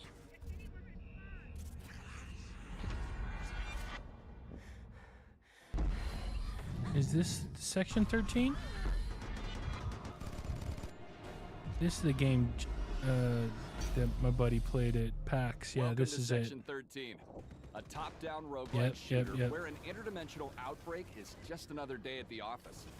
Operating from the shadows, S2P is a globe-spanning paranormal research organization. Their mission?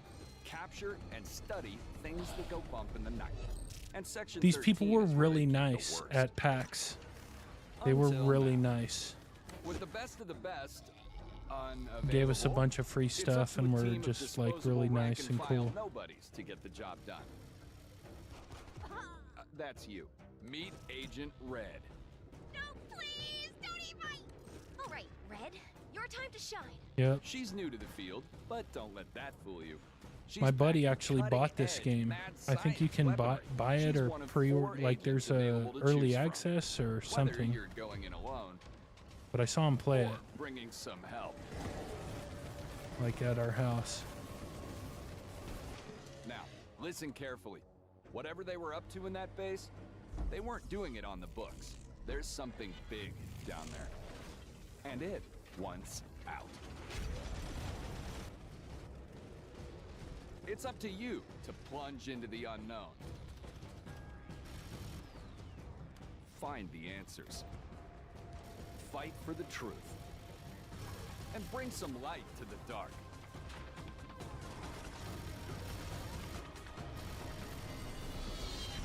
Section 13. Clock in. I'll have to tell him that's coming out in May. From all over the world. We are Bandit Trap, a home security company, and our new line of home defense products needs to be tested. So we're calling on you to do the job.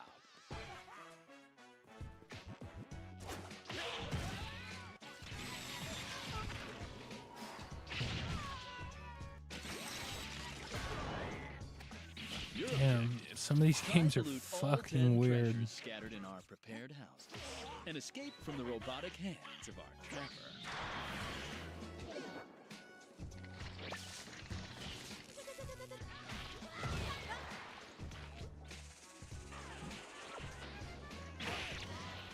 This little fella packs all the skills to achieve our ultimate goal. Defend homes and their treasures against bandits from all over the world.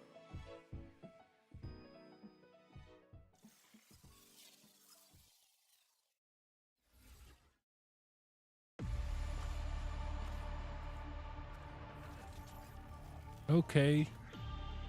Let's see this one. These rings store thousands of citizen cores. Future inhabitants of Eden. Shrimp. Flying shrimp. Reach the top chamber and break the last remaining seal. Dropped straight into a hostile zone. This is exactly what hyper units were made for. Unleash your hyperpower. Reminds me of Doom. Rip their cores out.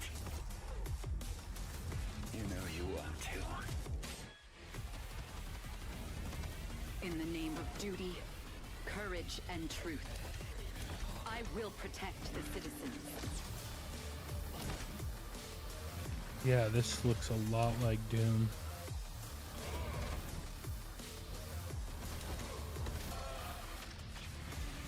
We are standing on the edge looking towards the unknown. See you on the other side. Metal Eden. Alright. Hello, Cybermyth combatants! Neon Abyss 2 is a side-scrolling action roguelike game with a cyber-mythological theme. The sequel stays faithful to what the fans love about the first game, using the original infinite item stacking feature and chaotic combat, while introducing new mechanics, new content, and refinement to create an exhilarating experience. Finally, you can get hands-on with Neon Abyss 2 yourself with our single-player open playtest, which is available right now. Don't forget to wishlist now.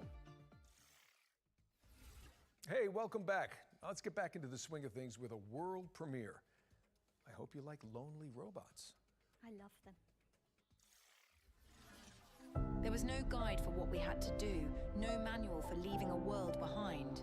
But even we knew we couldn't take everything with us. I left behind my greatest creation, a guardian, a caretaker. Its hands shaped to nurture, its heart programmed to protect.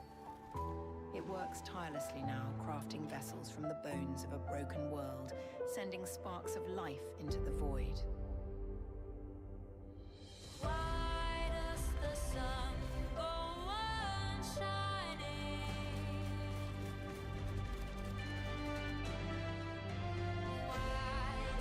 Damn, they make these things look so epic. It's pretty funny.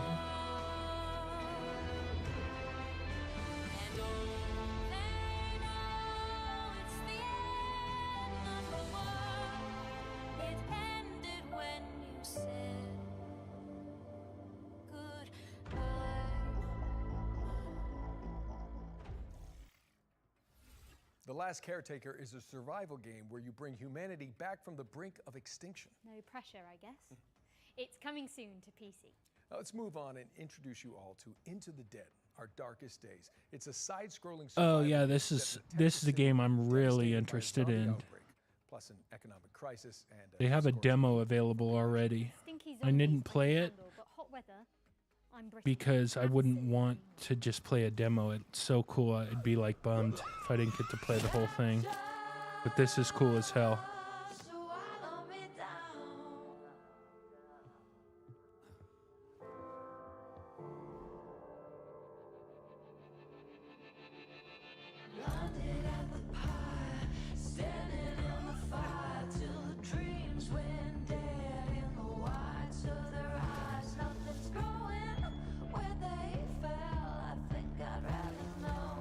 Oh.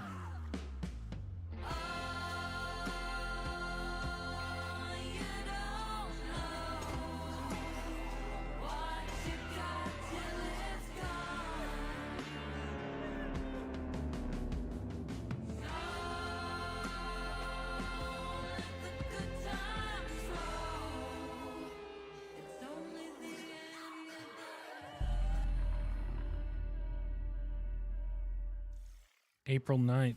That's Into the cool. Dead, Our That's a good Darkest one. Days launches into early access on April 9th, which is just mere weeks away, people. Get excited, but please try to enjoy each game equally. Well, if you're looking for something a little more Okay, cheery, that then was we've fucking got you weird. covered, too. Locomoto is a cozy conductor simulator where you fix rusty trains and make hot cocoa for your furry friends. I'm sold. Me too. Great. Welcome to the world of Locomoto, where your story begins with a simple, rusty train which will become your new home. You'll take the role as train conductor, keeping your train in tip-top shape. Learn how to drive it and embark on a journey to help your hometown Barenpire solve its environmental struggles. Traverse and explore various stations and bring aboard quirky locals along the way. Pick her out and drive them to their destination, and while traveling, you can of course service them to make sure they enjoy the ride. Scour the world for resources and craft unique sets of furniture to furnish your train with. Customize the exterior and interior of your train to make it feel like your own.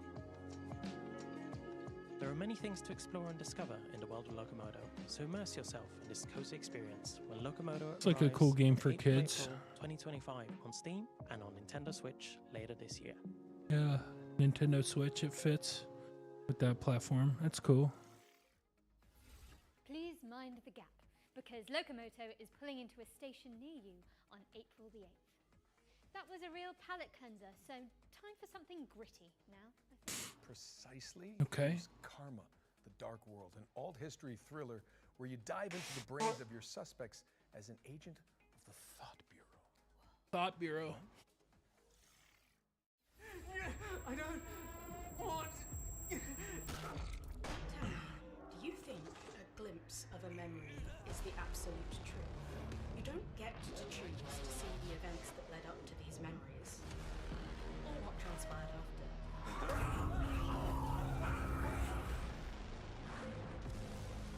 Perhaps even just once, given it some serious thought. Mother? Just what kind of memories make us the people today?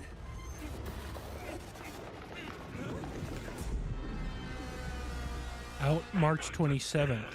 Damn, dude, that's 7 days from now. Unravel the truth in Karma, the Dark World, which lands on PC and PS5 on March the 27th, which is exactly 1 week from now. Now, we all know you like watching trailers for games, but what about actually playing them too? Sound fun? Good. Because this next section focuses on indies with demos available on Steam, so you can check them all out right after the show. Okay. Welcome to Eclipsium, a psychological horror adventure that has you exploring a crunchy, twisted dreamscape.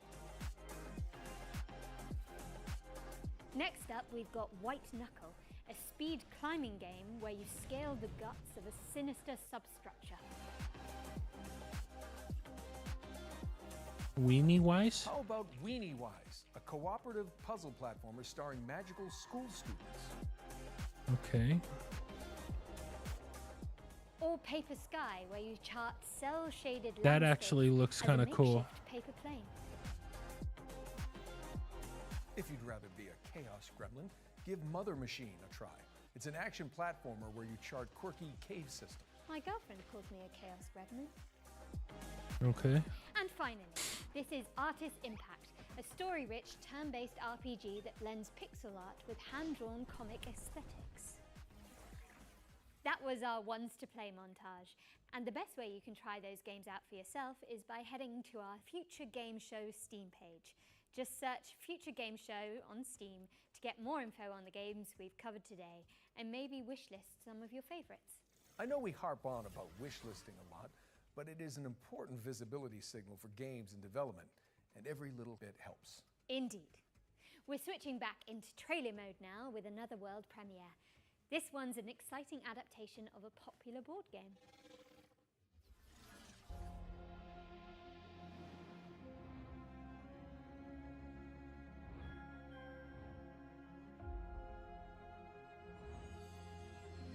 Biggest board game Kickstarter of all time.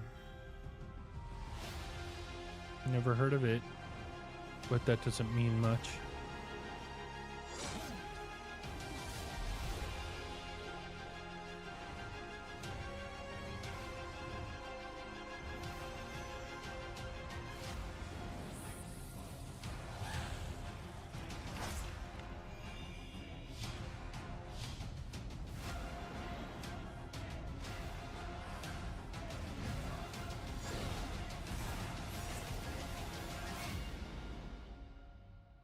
Frosthaven. That's right, Frosthaven, the board game, is now Frosthaven, the video game, and it's coming to PC in 2025. This next game fulfills a lifelong dream of mine, to be a sheep wielding a great sword in a world run by wolves. Let's dig into the delightfully edgy revenge story of Stand Alone.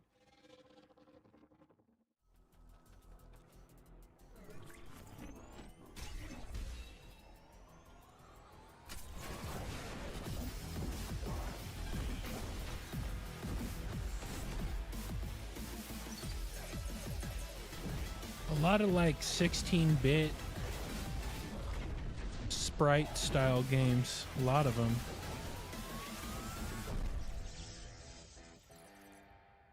But there are a ton of people playing old games. Stand Alone is coming to Steam Like the in research summer is showing that a lot of people are playing older games. The So latest trailer from Mecha Break, a lightning-fast armored brawler. Mecha Break.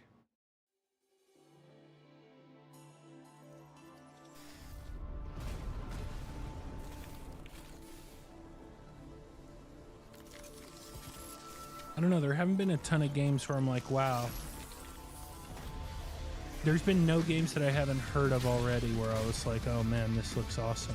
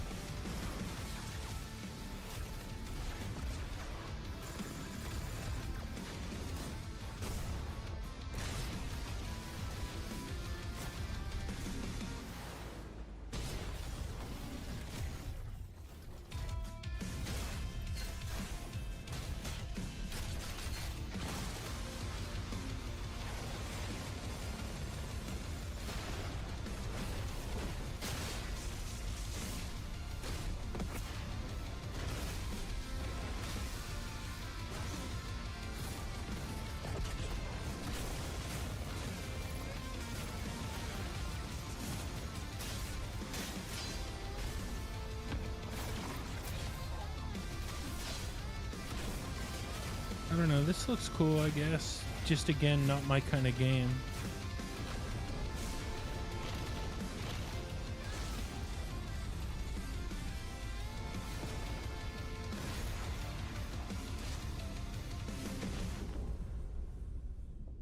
Ooh.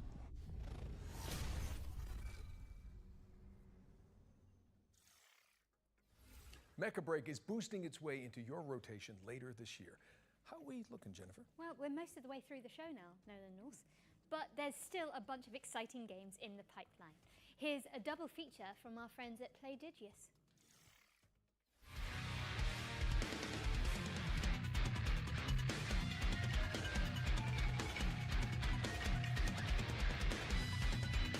That was weird. What's up with the guitar guy? Oh, okay, there.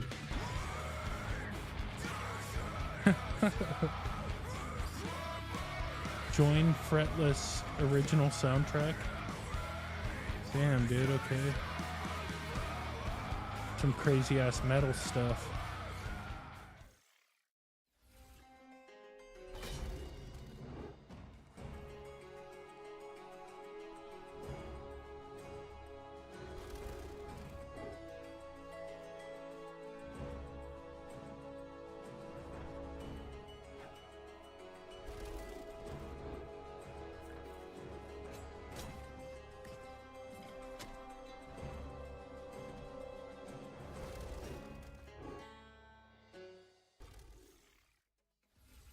Fretless, The Wrath of Rifson, and Crown Gambit are both coming to PC in 2025. All right, Nolan North. I think it's safe to say we've covered a ton of games today. But what's one more world premiere between friends? Oh, well, I'm not complaining. Let's check it out.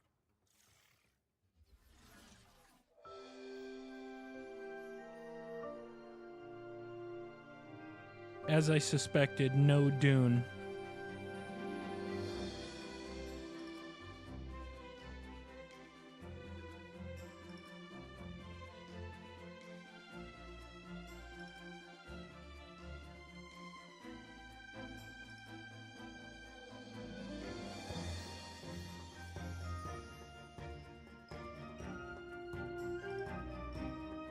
Damn, okay.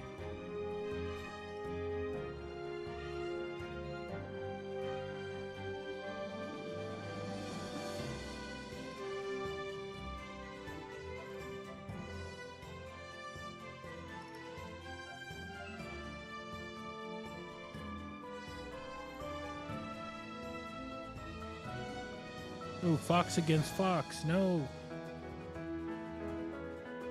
No Fox on Fox crime.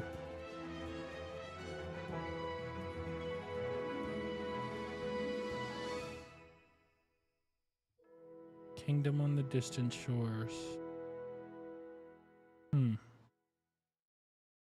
Okay. Pretty cool. Rave, Kingdom on the Distant Shores is a city builder set in a Fox-filled fantasy land, which is coming in 2026. We've got something slightly less adorable for up next, but for good reason. Our final ones to watch deep dive tackles the next spine-chilling game from Tarsier Studios, the minds behind Little Nightmares. Prepare yourself, because it's time for a closer look at the claustrophobic world of Reanimal. Reanimal. I do like these kind of games. Reanimal is a co-op horror adventure where you play two siblings and you're looking for your three friends. These kids grew up in a lovely place, but due to reasons that become more apparent as you play the game, that lovely place has turned really quite nasty. And so your job as these two players is to go and rescue your other friends and try and escape this nasty place. The island itself, due to this inciting incident, has been fractured, and so it's in three large parts and a bunch of smaller bits. Each of your friends can be found in one of these big parts. It's a very simple tale of find yourself in hell, go through a really scary place, survive and rescue your friend, you know. It's a tale as old as time. Like, we really love seeing people go with that and just go the extra mile and find all those secrets and all these things and put it all together and come up with their theory, right? So I feel like if we give away too much up front, everybody loses. We definitely give players more this time round than in previous games, but still it's nice to keep a little bit back so you can kind of meet in the middle and see what people make of what you've given them and all that. It's definitely a co-op game. You're together solving various like little, maybe puzzles is almost too much of a word there, but you're overcoming different obstacles in the world. Shit, and help him. survive various things we pitch against you together, right? So it's about the two players finding ways to survive and rescuing their friends, really, like we said before.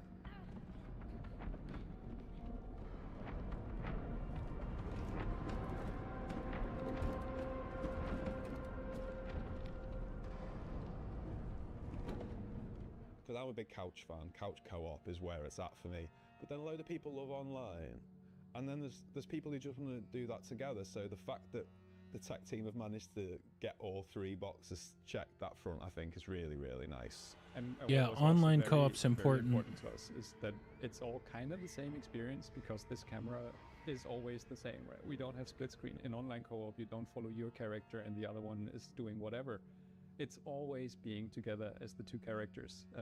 And yeah, like Mer said from the beginning, like scared together. That was one of the pillars, and I feel like this camera is kind of essential. That's to bring that cool. up. People have played our previous games together anyway, whether they was co-op or not. That made that decision feel quite a natural one.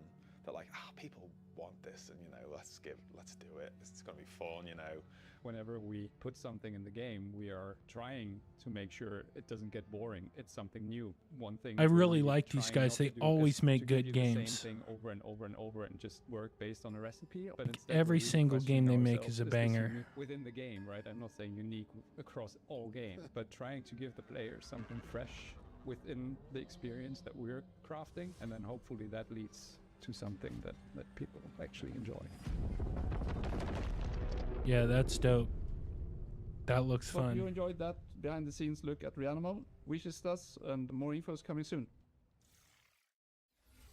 Reanimal is coming soon to PC, PlayStation, and Xbox, so get that thing on your wish list. Now, what have we got next for the good people, Jennifer? Okay, Nolan. So it's no secret here that at the Future Game Show, we're huge fans of Remedy Entertainment and their eerie, curiously entangled universe of games such as Control and Alan Wake. And last year, the studio revealed a spin-off to Control called FBC Firebreak, a session-based co-op shooter where you tackle Alan anomaly Wake busting jobs and then lost dive money into the big time. confines of the oldest house. If you've been anticipating this one, so have we. And good news, we're delighted to You have done that yourself. FBC They did Firebreak, too. which will give you a taste of what to expect when the game launches later this year. Let's take a look. Should have just made an Alan Wake game. It would have been dope. But no.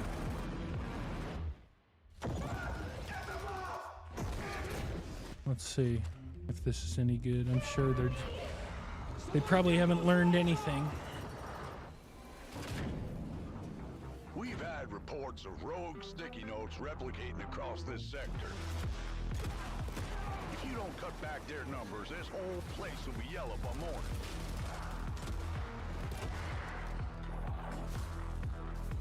Sticky notes.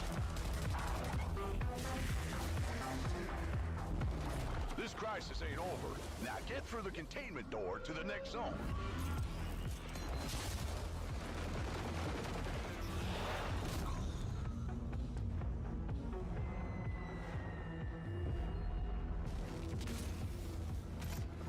Safe room dead ahead.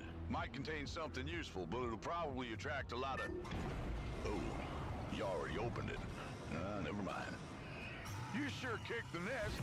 There's hiss all over you. Stand back! Piggy's coming out! I'm waiting. You gotta shoot him off me!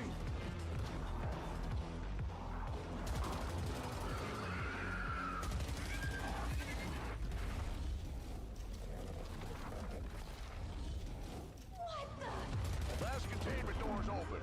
Go, go!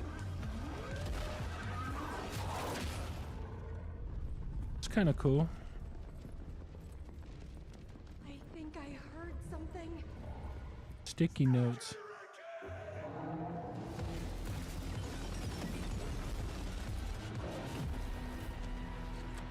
All right, crew. Time to clean house.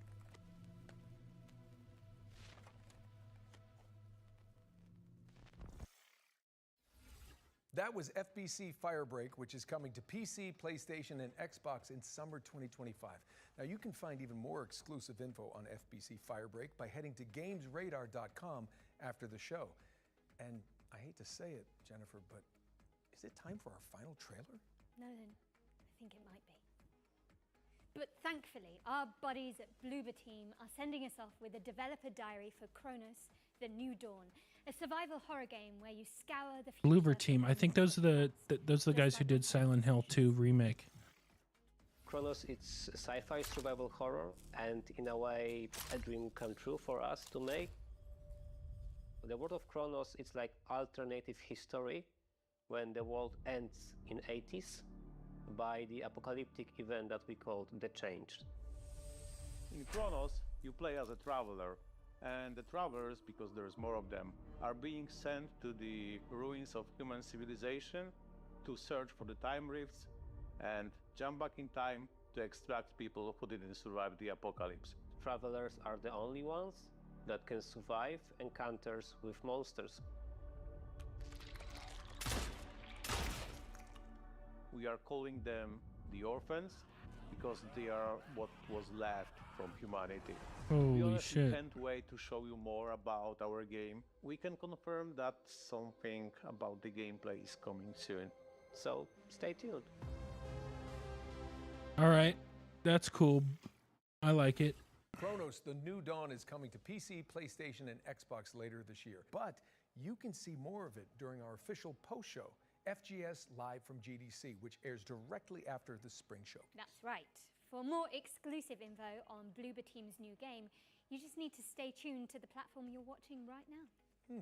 Which we're gonna do. Despite what you said about that being the final trailer, the teleprompter, Auto key. same thing, is still rolling for some reason. Ah, yeah, I see. That must have been the tadpole talking. The what now? There's not enough time to unpack that. But it does mean we have one more thing. Oh. No time to dally, though. Prepare for... Does Clockwork Revolution? No, I don't think so. It'd be dope if it was.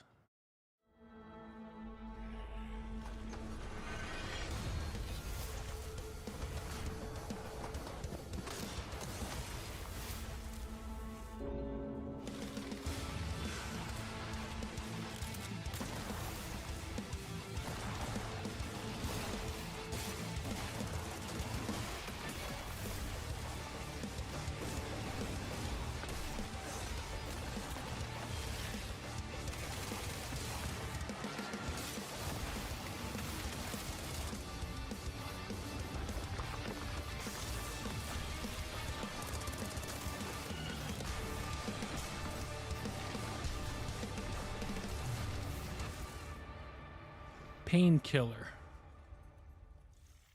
Okay. Bam! Saber Interactive is bringing Painkiller back from the dead, and the remake is coming soon to PC, PlayStation, and Remake. Xbox. But with that, we really are out of time. The show is officially over. Jennifer English, it's been so much fun. Nolan North, I think we smashed it. Yes. That was a lot to get through, but we hope you've all had fun watching this year's Spring Showcase. Thank you so much for joining us, but you should absolutely stick around as FGS Live from GDC starts immediately after this with more deep dives. Now, trailers, GDC is in San Francisco. I could have gone to this. And before we head out, we'd also like to extend an enormous But I stream of didn't. thank yous to the people behind the scenes who made this broadcast Yeah, possible, thank you to the including Future Game developers Show that poured their time and hearts all the into making devs trailers we aired today. for Show letting me them some love by co-stream wish this. listing I appreciate it. following their games. Don't forget you can head to the Future Games Show Steam page to see everything we've covered and follow up on your favorite projects.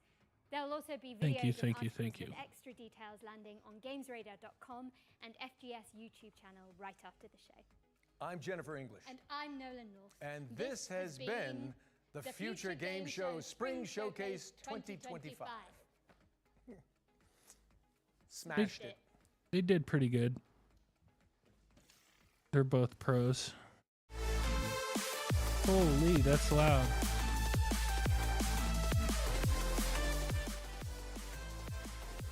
Abyss, Kickboxer, Alters, Kickboxer.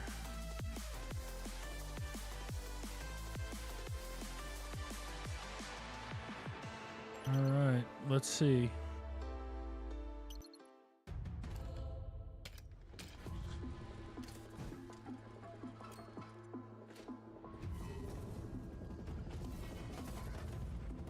Abyssius.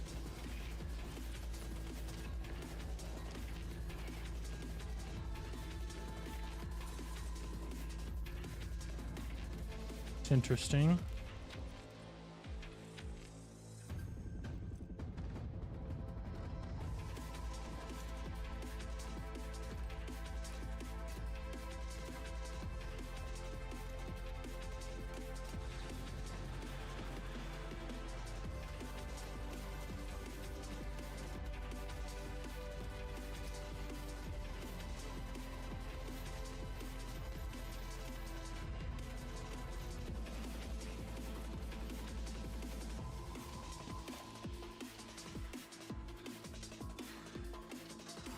Let's see. It's different. It's different. I mean, a lot of these kind of games just remind me of Doom, just with different aesthetics, you know?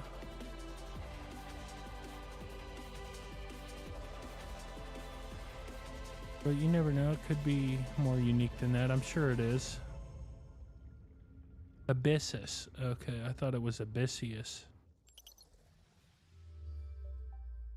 What a way to start the show. That was Abyssus. Now, if you're sitting there, So this is in San Francisco. Oh, damn. I'm Nathan Byrne, and this is Look at that FGS Live t-shirt. from GDC in San Francisco. Now, we're going to be showcasing you some brand new games that you need to know more about, from We're, you know, if you're gonna wear a t-shirt like that, you gotta roll it up and have a pack of smokes in there. Otherwise, it just looks lame. You have got a grand old time ahead. And speaking of time, first up is a deeper dive into a game you just saw in the main showcase. This is Chronos: The New Dawn.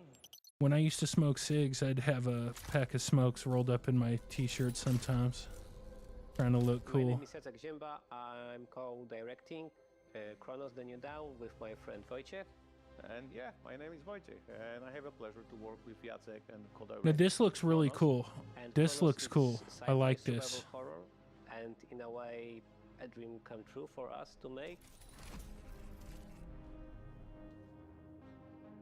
It will be The Thing, Carpenter's movie. Yes. Yeah, we are also inspired by Dark, Netflix. Any TV game series inspired about by time John travel. Carpenter's The Thing is, yeah, Also, and Dead we're Space. somewhere there because we have also the protagonists and other maybe similar things. Yeah, when we think about movies, 12 it will be, of Monkeys, course, 12 dude. Monkeys, you know, like the Love convict that. being sent in time, maybe we ring a bell. But also Dark Souls series. We also love to, you know, push our game into a little bit more challenging direction. Yeah. That's not good. Dark Souls is hard as You play fuck. as a traveler, and the travelers, because there's more of them, are being sent to the ruins of human civilization to search for the time rifts and jump back in time to extract people who didn't survive the apocalypse. Travelers are the only ones that can survive the environment in our future setting, in our game.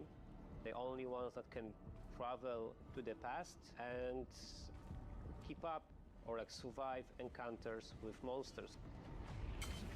This is not a typical soldier, this is like a diver in time. So that's why we came up with this design that we really love.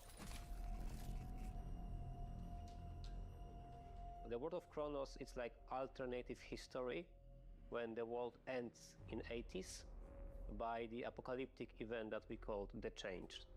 We push action like more to the future when we play as a traveler, when we try to find in this destroyed world reminiscence of, you know, of the people, but what's the most important, like the time rifts that can bring us to the past. I like it.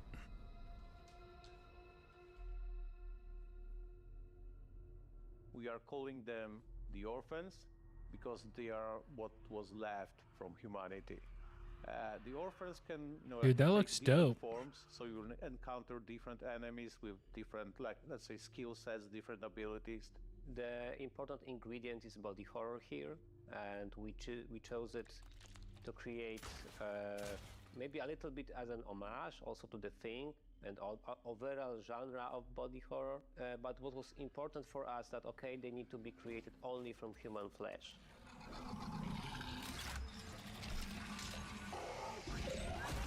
Cool. We also have some questions from our community. So, question 1.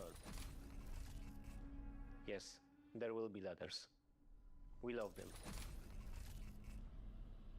Yes, and you saw one at the end of the trailer. Maybe. Don't want to spoil everything. That's cool. That's cool. Will there be melee fighting? Yes. You can punch monsters in the face. if they stomp them. If they have a face. If they have a face, that's dope. Okay, I like these guys. Kinda. Yeah, fire, but fire is important in our game.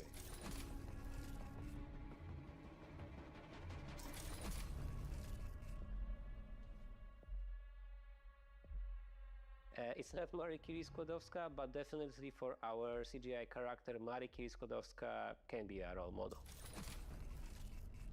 Dismemberment system similar to... Yes, there is, but it doesn't work like in a Dead Space. We've got like our own take on combat.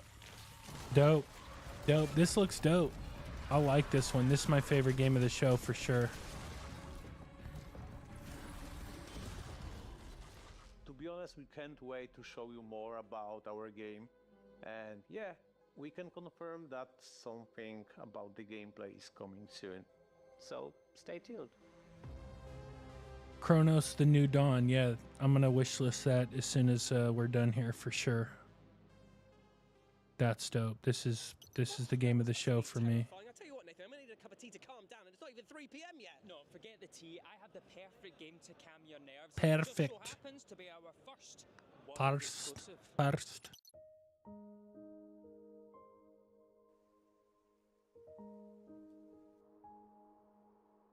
I think he's Scottish, which is fine. I don't care.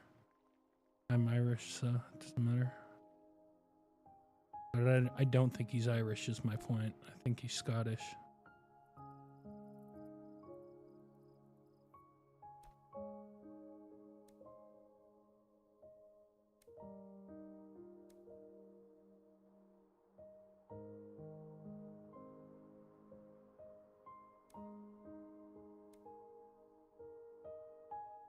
Cat. What are you supposed to be building here? Just like a place to hang out?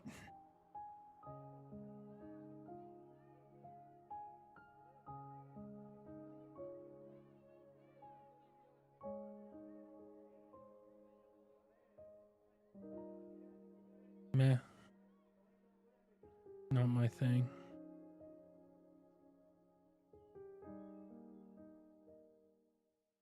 That was High Above, an utterly charming rooftop building game, all about finding peace above the skyline. You can wishlist it right now. If this is in San Francisco, God, they must have cleaned that. They must have cleaned up this area like a mother. Because I live near San Francisco, and it is fucking nasty.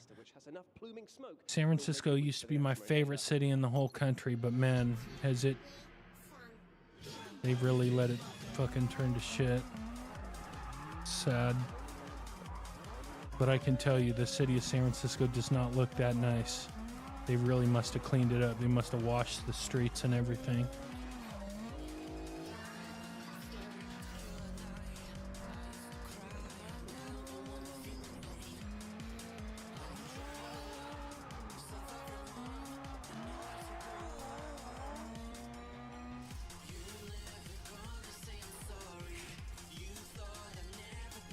My friend Mew would probably like this game.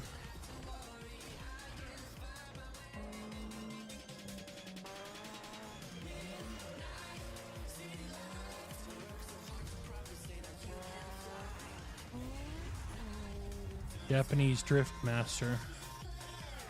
May 21st. Exciting stuff indeed. That was Japanese Drift Master that is hitting the grid on the 21st of May, and you can add it to your Steam wishlist right now. Now here at FGS, we're always thinking about new ways to play, and how do you spice up an old favourite like Among Us? Well, how about with Voice Mod? An an app that lets you change your voice at the click of a button. Voice mod. I used to use voice mod. And you are now about to witness the utter carnage when the FGS team got together to play Among Us, but everyone's voice was running through the voice mod app.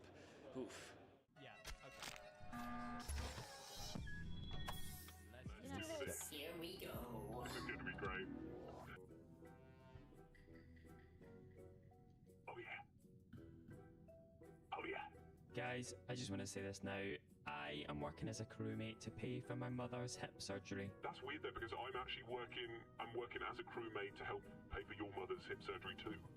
Well, that is good. Well, she does need both hips replaced. Fair enough. I'm working as a crewmate to pay for my own hip surgery. I have a side hustle where I take money from people, earning enough to pay for hip surgery. Hey guys, is anybody else working late? Because I am. Do you know why? I'm working late because I'm a singer. He really has gone bad with 7 to 14. Gone surprisingly quiet. I've had a body. I've had a body. Oh no, who's dead? We should have known that auto-tune was out because it stopped being just like the greatest hits. Let's face it, we do all owe the traitor, props for killing auto-tune because that was getting a little excessive. So, let's ignore that one.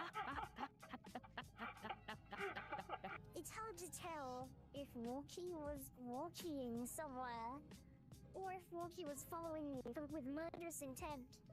But I was being followed for a bit by Walkie. Voice mod is cool. Streamer G, we're hanging out for a while, we were safe, and so I'm cool with Streamer G. I think right now I'm looking at Space Marine, who was, showing out the numbers. They're playing 4D chess, do you know what I mean? They're not just killing people, they're also trying to mess us up. I was not with Walkie. I don't know what Walkie's talking about. I have not been hanging around with Walkie. So that was a lie. That was a massive lie. Saying that we were. Yeah. Well, maybe it was Tiffany then. I don't know. Well, you just look the same. What? No, so I can prove that I'm not vegan lost all. Also, a bit of a sexist pig over here, Walkie, or just because we've both got blonde hair. Yeah, just because we. It's crazy how like, oops. Right.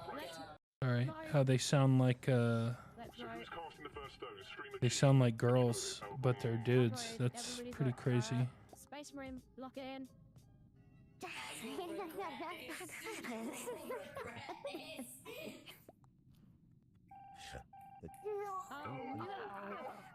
Why do you make yourself so suspicious? Yeah, let's go.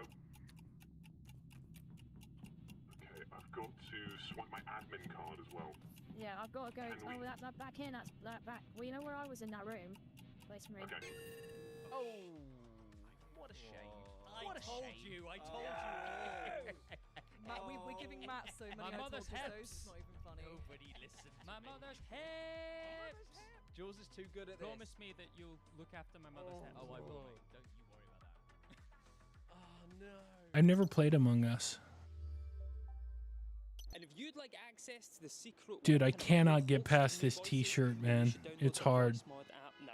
You can even curate your own sound effects board. Oh, yes, you can, my friend. And of course, Yeah, San Francisco does not look that nice. and yes, I am pushing nearly 40. But it is San Francisco. Is it today, Nathan? Thursday. Well, yes, but... Oh, God, it's my mum's birthday. Oh, I wasn't expecting that either. It's also World Frog Day. So yes, let's talk about my mum's birthday. So let's talk about this absolutely brilliant frog management simulator known as Mudborn, which is not only cute as a button, but also supports wetland and wildlife charities, and as a final bonus, is out today. Mum, hi, yeah, happy National World Frog Day. I mean, birthday. Good save, good save.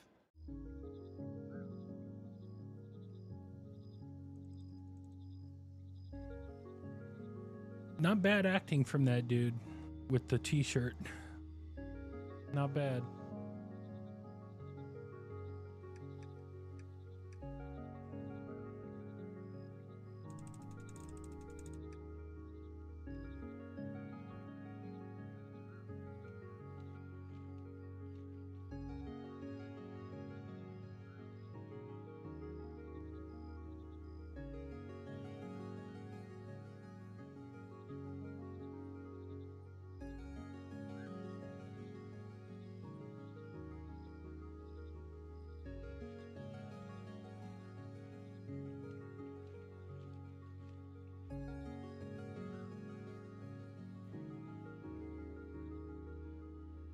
I don't know. Again, dude, another one of these like 16-bit sprite style games. I don't get it.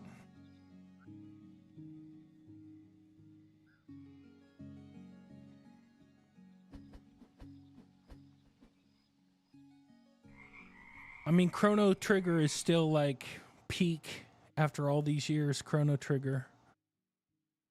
Okay, bye, Mum. Bye. All right, I want to see the altars. Yeah, I just gifted her a copy. I want to see. You know, I'm gonna watch it all. We're gonna watch it all. Next up is a game all Oh my God. about working with yourself, and sometimes the difficulties that arise when your other self is an absolute bloody nuisance. This is a deep dive into the altars. Yeah, I've heard about this game. I want to see this. I'm gonna turn it up a little bit. The Altars is a unique All right, blend that's of good. survival, adventure, and storytelling gameplay. Finding the right balance was one of our top priorities while developing the game. We wanted the gameplay to push the story forward, but also make the narrative play a significant role in the final outcome. Long story short, I needed to multiply myself to survive. The Altars starts as a typical survival game, yet you quickly realize there is more to it.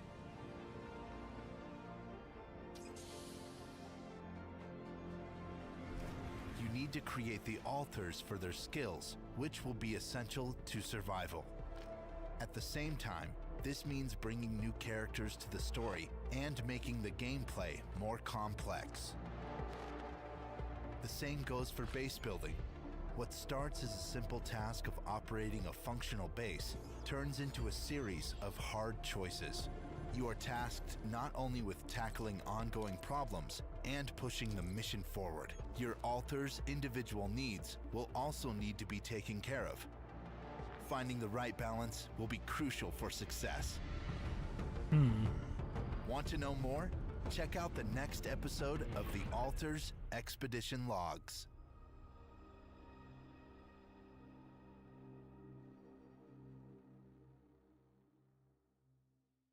That was The Altars, the first, in fact, of a deep dive series that the developers are doing. So make sure you check out their social medias to stay up to date on this rather fascinating looking game. Now, recently I was lucky enough to have a chat with Dimitri Logothetis, the producer and director of the upcoming Kickboxer Armageddon, because plans are afoot to turn the classic 80s franchise into a video game that will make you go Jean-Claude Van Damme. This is cool. Yeah, I'm a big JCVD fan. Kickboxer, the movie franchise, is an iconic franchise that was started in 1989, starred Jean-Claude Van Damme. I'm told that we're going to come out with a brawler game, right? Where you're going to fight a bunch of different opponents coming at you until you get to the boss. And then you're going to be able to interact and play against each other and fight against each other. And so we've been talking about it for many, many years. And so we got together with this team called Force Multiplier. They just released their new game Carnivis about 3 or 4 weeks ago, which is an island off of Fortnite. People are really addicted to it. And I think that's their goal, is to get the same kind of addiction going for Kickboxer, the video game. So there's going to be a lot of characters that are going to be available for you to play. I think I brought, Yeah, but can you play as against Tong Po? UFC world champions, including Mike Tyson, who was obviously a legend and a boxing world champion. We starred Dave Bautista as Tong Po in our remake, and now he's become a big... Oh, they did a remake? There's a mine of gold when it comes to games, and certainly with martial arts. I think the most recent one, again, I think is Sifu. I think that Sifu game came out of nowhere. You know, Mortal Kombat, the part of Johnny Cage in Mortal Kombat was based on Jean-Claude Van Damme. Yeah, I know that. So Mortal Kombat is a martial arts... Ooh, now that's Jean-Claude. I'll be a kickboxer, you a street fighter. There's all kinds of stuff that you're going to be able to see all over the background. You know, there's a wonderful dance sequence that Jean-Claude has made in the movie. And somehow or other, we're going to have to incorporate that. Perhaps when you win, you do a little bit of that dance sequence. I don't know. So the name of the game is Kickboxer.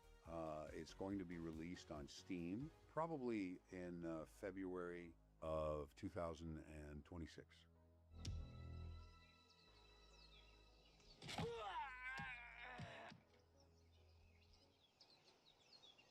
okay.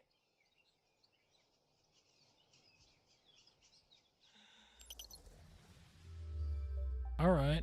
All right. You know, I think It's a I lot could of take talk. Jean-Claude Van Damme. I do. I really do. Wait, what? What are you saying, mate? First off, who even says take him anymore? And secondly, you couldn't even fight your way into this next link. What? No, I can't. I think. Wait, if I. Yeah, exactly my point here. So while Nathan Silly grapples with basic goose. sentence structure, let's take a look at our Damn, next game, dude. which is doing This battle guy's in a lame. different plane of existence, the world of business. This is Rise of Industry. I would tell him, 2. don't wear that. I'll kick you a boxing. No, you won't.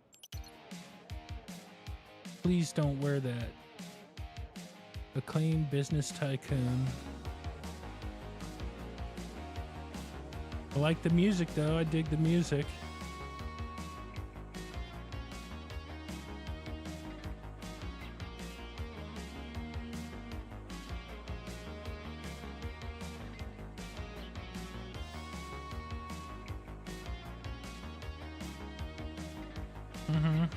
Doo-doo.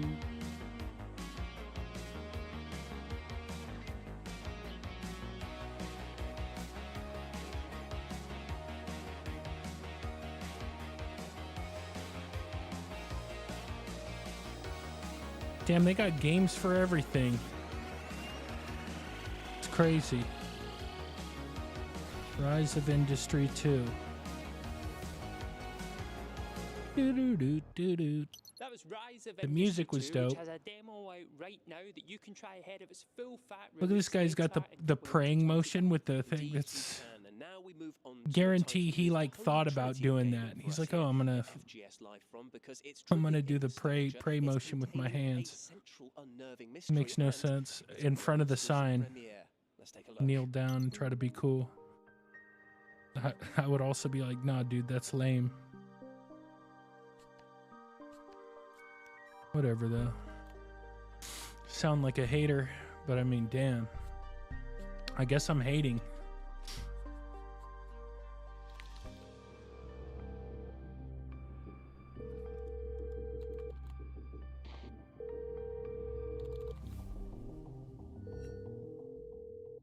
Land Party Adventures, That okay. was Land Party Adventures, and it's set to drop sometime later this year. Ah, Jules, those were the days, gaming with your buddies and then saving Yeah, them dude. from unknown San Francisco horrors. just doesn't look like that at all. Yes, indeed. And let's keep that cheery tone They going really with must our have cleaned next this video up. game, which has a central mechanic that is so utterly brilliant that it needs to be seen to be believed. This is a deep dive chat with the creators of Ruffy and the Riverside.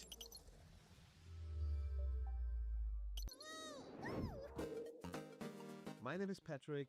I'm the art director at Socrates Labs, and we are making Ruffy and Looks the like Riverside. Paper It Mario. is a platforming adventure. The game is hand-drawn, and it does have a very unique gameplay because you can copy and paste textures. So you grab, let's say, ice and throw it somewhere else onto an ocean, and then it freezes. So the world can be changed, and depending on your ideas, you can make it through the game in your way. The first thing, of course, we looked at was Paper Mario. Oh, damn, there it this is. whole library from the N64, like Banjo and Kazooie, but also PlayStation with Crash Bandicoot. We didn't want to copy it, but we I loved it. We Crash loved this Bandicoot. game. He It's a was, classic I played all hero those journey. games. Ruffy is setting off to save his That's when I was a hometown, really little and kid. He has to bring back 6 golden letters. And Ruffy has to return the town sign, because the town sign, it looks like a Hollywood sign, that has been destroyed. So Ruffy has to repair the city sign in order to bring back freedom to the whole world. Keep your eyes open, because many things can be copied and pasted. I mean, we have Shit, it's some lava. apples in the game, and of course, blue apples are not very yummy, but if you turn them red, then they give you coins. Yeah, it's a game about your imagination, your creativity, but it's also a lot of fun. So if you love Banjo and Kazooie, I and do. if you love Zelda Ocarina of Time I and do. Mario Odyssey, then you will I love do. it too. This Okay. is Ruffy and the Riverside. It will come in Ruffy June and the this year Riverside. for PC, Nintendo Switch, PlayStation 5, Dope. Xbox Nintendo Switch. Yeah, Series, this looks dope. Xbox One, I like and it. on Epic Store. Probably not a game I'll play, but this looks cool. I bet it'll be good. And you can chop and swap until you drop when Ruffy and the Riverside lands in June this year. And if you can't wait for the full fat release, then there is a demo out for this game right now. Oh, now, Jules, I want you to take all Nice, that okay. cutesy, lovable charm and crush it into dust. Because now we're taking a sharp right turn into Damn, dude, this sci-fi guy with takes a this game shit that pretty puts you on serious. the edge of human extinction. This I is just don't Steel have that Seed, in me and to we go might just have a trailer. to get that wild over No. something like this. Good for him. Why do you do it? Get up. Do you really think you're fighting for something? Something more than just survival. Can you even name it? Do you truly? This looks a little bit like Jedi Fallen Order. Truth? A father's love?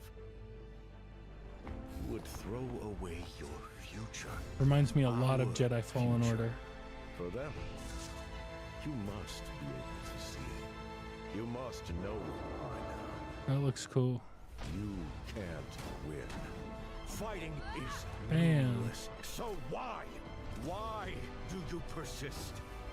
You come with weapon in hand Bam. and anger in your heart.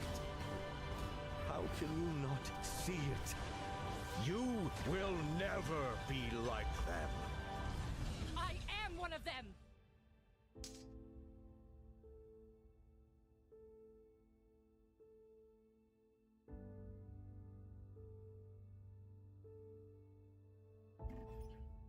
Steel Seed, April 10th. And you God can explore damn. this dark sci-fi fantasy when Steel Seed drops on April 10th.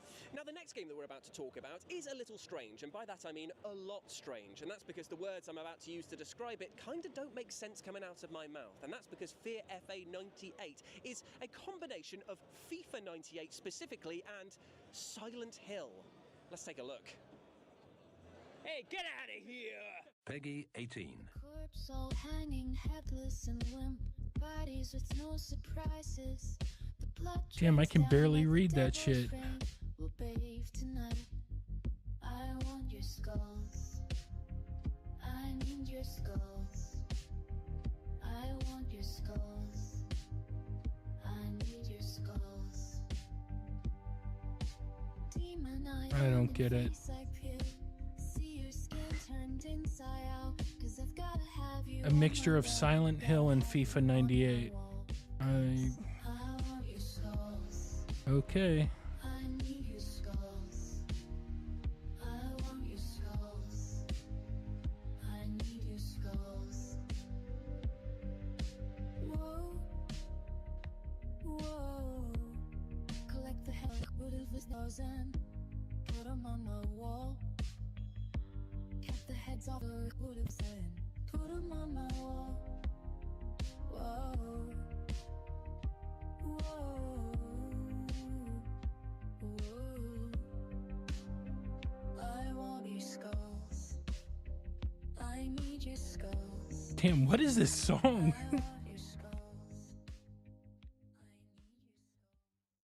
That was, Nathan. Dude, I would Roberts, not please. touch those rails if I were them. Fear FA 98 is going to be a wild ride when it releases for Switch and PC on May 6th. And speaking Telling of you, shadows San and Francisco's a just hefty amount dirty, of doubt, dirty, let's talk dirty. about the game Shadows of Doubt, which is about to receive a brand new update. And I live near Here San are the Francisco, developers so at I know. Cold Power And Games to tell it you used to more. be my favorite city in the whole country. Killers always. It was better in New York City, better than Atlanta, better than Chicago, better than LA. It was really dope. They kill again. But it's not like that anymore. So I'm Cole Jeffries. I'm the lead developer on Shadows of Doubt. Shadows of Doubt is a first-person open-world stealth detective game. Basic concept is you have a city full of Like citizens Minecraft. who go about their daily lives, and within them somewhere is a serial killer, and it's your job to track them down. Gives you complete player agency to go about being a detective how you see fit. So you could be. I would have liked drunk this if I was a detective, or you kid. could I be used to like want to be a by-the-book detective when zombie, I was a be little kid. That would be troublemaker. cool. You can pretty much do what you want. You don't even have to solve the case. You can go around stealing things. The main I think attraction for people is that you can live in this sandbox and kind of be in that world. It's almost a bit like role playing a detective. You can kind of choose your path. So we've got some exciting new updates coming to Shadows of Doubt this year. We've got 3 different content updates, roughly spaced out throughout the year. So it's and already the first out? one is going to bring you the player's ability to smoke. Oh, he's having improved player agency. the player's ability to smoke. Present in CCTV footage, they can set their Always got to have that. That's important. a couple of little Easter egg kind of additions, like a new kind of side hustle. So it's something our writer came up with, and we didn't quite manage to include it before launch, but it's a kind of side job where you can collect shoes from citizens. There'll be one citizen in the city who gives you people's shoes to steal, and you'll have to go and track them down. All right. It's completely It's kind of cool.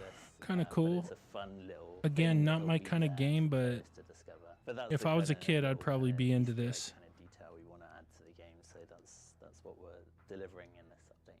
We had a junior programmer join the team about a year ago, and I tasked them with putting a new game within the game's computer systems, something we can add to, and he came up with this card game, and he's been working So they've added the ability to smoke, the ability to steal shoes.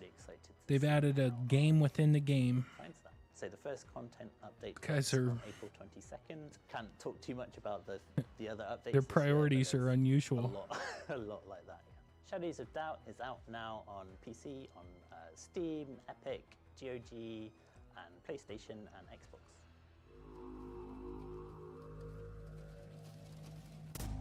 Boom. Exciting stuff there for Shadows of Doubt fans, because that brand new update comes to PC and consoles on the 21st of Moscone Center. Okay, I know exactly where they're at. Hold your booze. I enjoy the benefits of a fruit and veg-based lifestyle. However, upcoming game Arcus Champions is making me think about things in a slightly different manner, because here, fruit is deadly weaponry. Banana, get down! I almost went to the GDC this year. This is the law of the jungle. As old and as true as But it didn't look like cool enough. Maybe I was wrong. keep it might prosper. But the eye that strikes must die.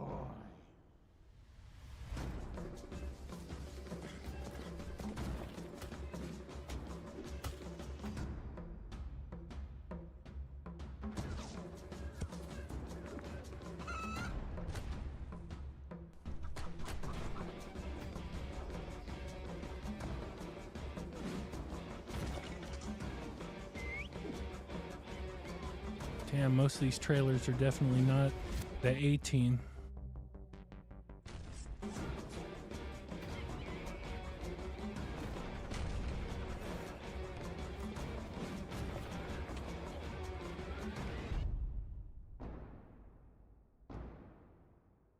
Wish list now on Steam and Epic Games.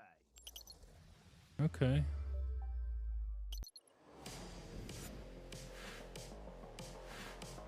Views,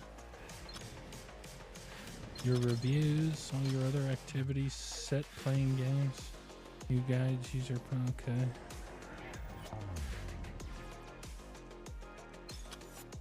Show off your progress. Huh.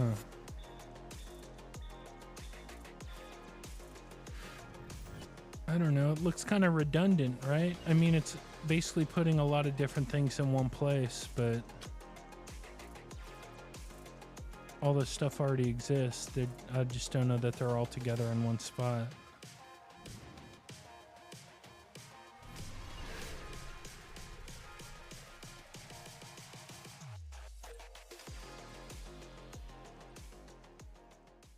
Now, Infinity Nikki took the world by storm recently thanks to its amazing fusion of being a cozy open-world adventure game with a focus on fashion. Oh yes, but it's carnival season, and Infinity Nikki's 1.4 update. Damn, they're not promises using their strange best and camera there. hilarious happenings. So it might just Holy be time shit, for you it to keeps jump coming. back in and to whet your appetite. Here's a trailer. Momo.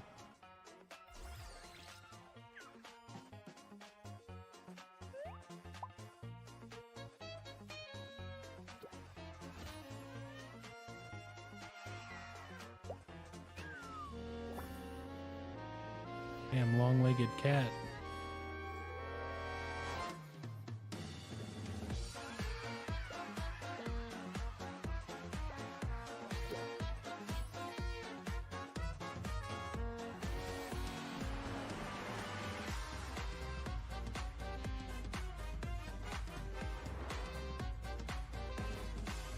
again, not my thing, but whatever. It's cool, I guess. I like the cat.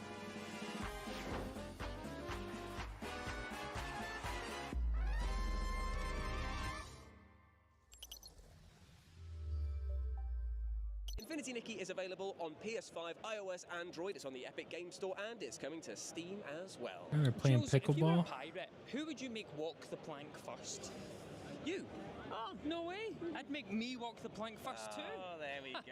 Oh, And if you bro. love the sound of naval battling and I love swashbuckling, then pickleball. maybe this next game is I was for good you, at as it, too. This is Trident's Tale, and here is a brand new gameplay trailer. You salty sea dogs.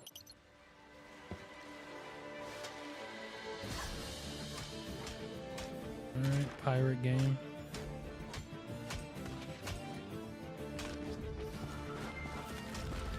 I never played Sea of Thieves, but I know it's really popular, so I don't see how anybody's gonna beat Sea of Thieves. Unless this is Sea of Thieves, and but I don't think it is.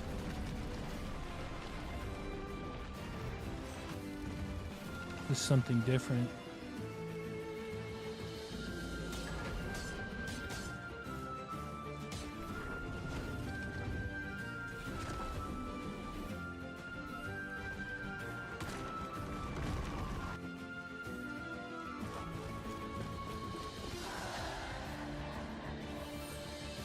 Trident's Tale, play the demo. Okay.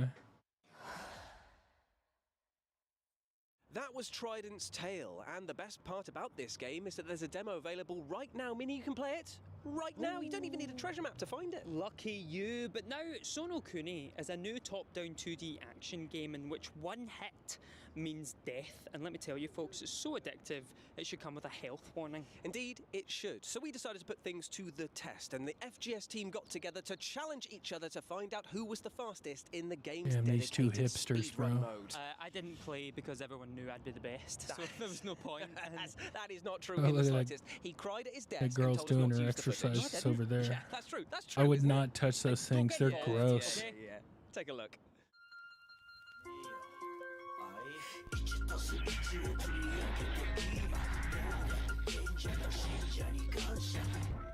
Sono Kuni speedrun. I'm going to destroy the competition. I can do a 152. I just can't do it consistently. I know I'm going to lose. I'm just going to accept that. Breathe. Zen. Let's go. I'm probably going to be completely silent doing this because I need to focus. Come on, let's go. There we go. Come on, boys. Let's go. Let's go. Ooh, all at the same time. Oh, I've missed two guys there. That's a problem. Just gonna slow it down a little bit, maybe. Let the spirit of the warrior go through you, man. We got this. We got this. All right, this could be solid. Just don't fuck it up. Damn, she's got kind of a deep voice. God damn. Oosh. It's all about just clipping them at that pixel perfect moment, isn't it? And hit me, but not really. Haha. Oh boy. Got a deeper voice than I do. Oh, what happened there? Oh, absolutely. No, this has gone so wrong. I'm going to be so far behind now. Boom. Found the bottom of the car. Some people go. I thought so. Yeah, this is time based, so they're trying to get through this as fast as possible. We can still get some time back here. Come on, man. Come on, man. Let's go. Let's go. Maybe we can pull back a few seconds here and there. Right, get rid of the pineapple man. I know I'm not the only one who calls him the pineapple man. I think Jules does too. That one there always feels like you have to go out of your way to get him. I hate it. Through the easy room. I could see this being fun like Slower than once my or average. twice. I'm a lot slower than my average. I could see how it could be a little addicting, actually. Nice. This is not going to be a bad run. I don't know why I keep doing that. I've screwed myself. I know JJ's going to have gone really fast, though. I just know he will. It's such a good game, though. Such a good game. So why I don't see why are you I'll take 159. why are you hitting these things? They don't. It doesn't seem to take any time off the clock. Like, because then you can go faster. You're right at the end. Just go right through them. 153.84.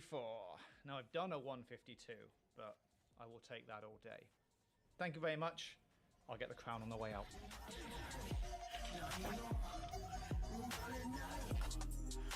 What's this game called?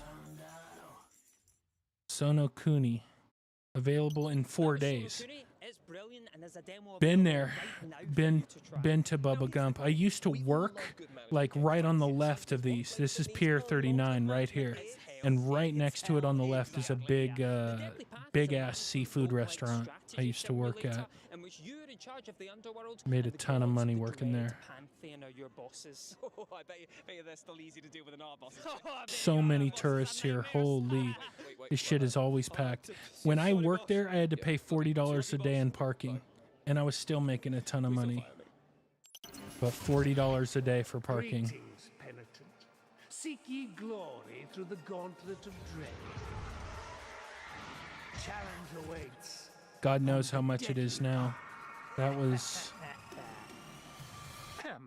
Yes. I don't know, it's a long time ago now. Like almost 7, 8 years ago.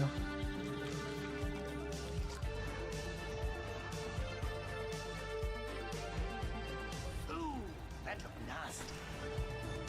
This gruesome gauntlet is no turn-based chin scratcher. Dude, what is up with putting these like IRL people in these trailers? Like, To one of life's great questions. Am I actually good at strategy games? Chaos, carnage. this is the best one I've seen though, because this guy's kind of funny. Some of them have been lame. This is kind of funny. That was cool. Managing hell, then you can try the deadly path when it drops for Slender, The Arrival. Okay. and you can wishlist the game right now. Now, among us Adam Fall. Oh, I want to see Adam Fall. 2020, introducing the world to such terms as I'll be playing that day one. and I swear You to heard God, me? Jules, if I find out that you're lying to me, I will find you. Yeah, that might just be you, mate. Oh yeah, probably. Yeah, but if you want those emotions and many, many more right up in your face, then good news for you, my friend, because Among Us is coming to the world of 3 dimensions. It's Among Us 3D. Didn't we just see some shit like this? This is like the second time they've shown it. Okay, not quite. Never mind.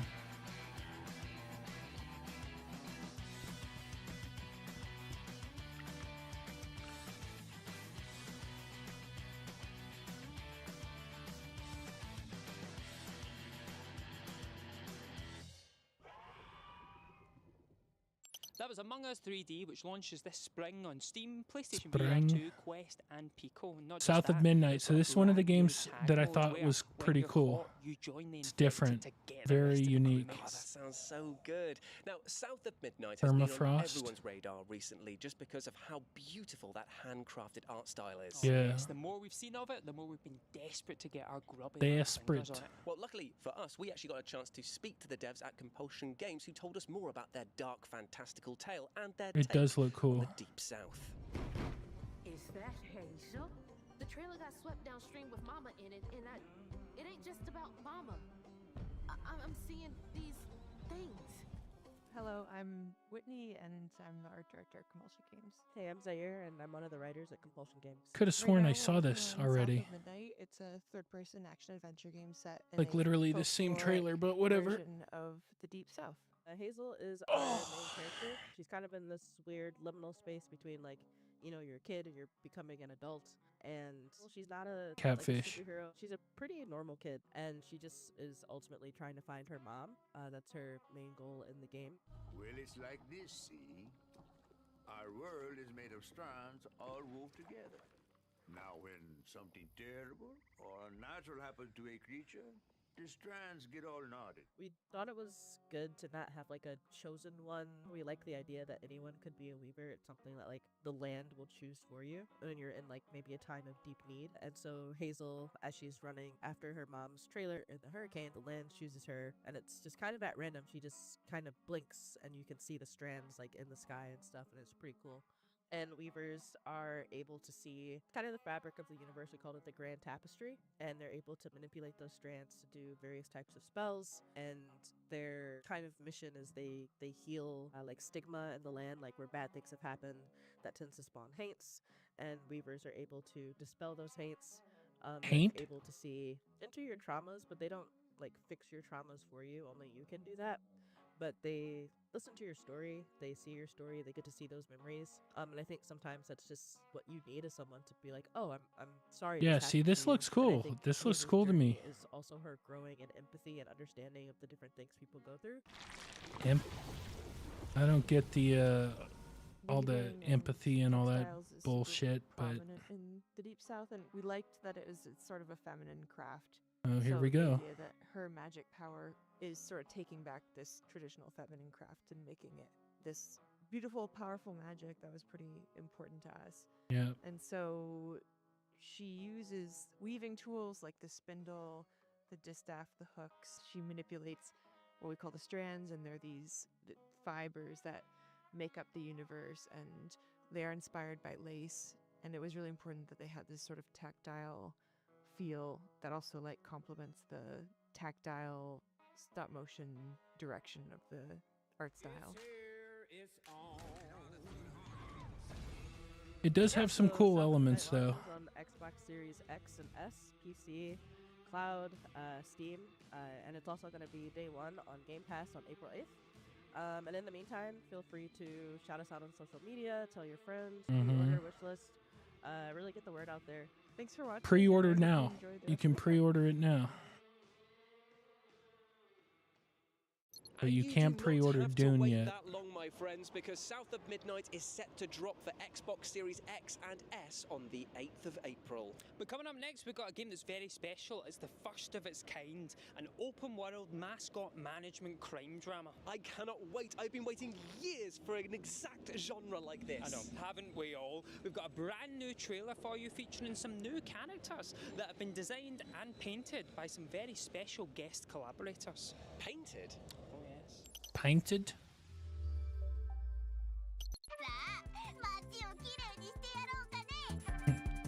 That's gonna be a no from me, dog.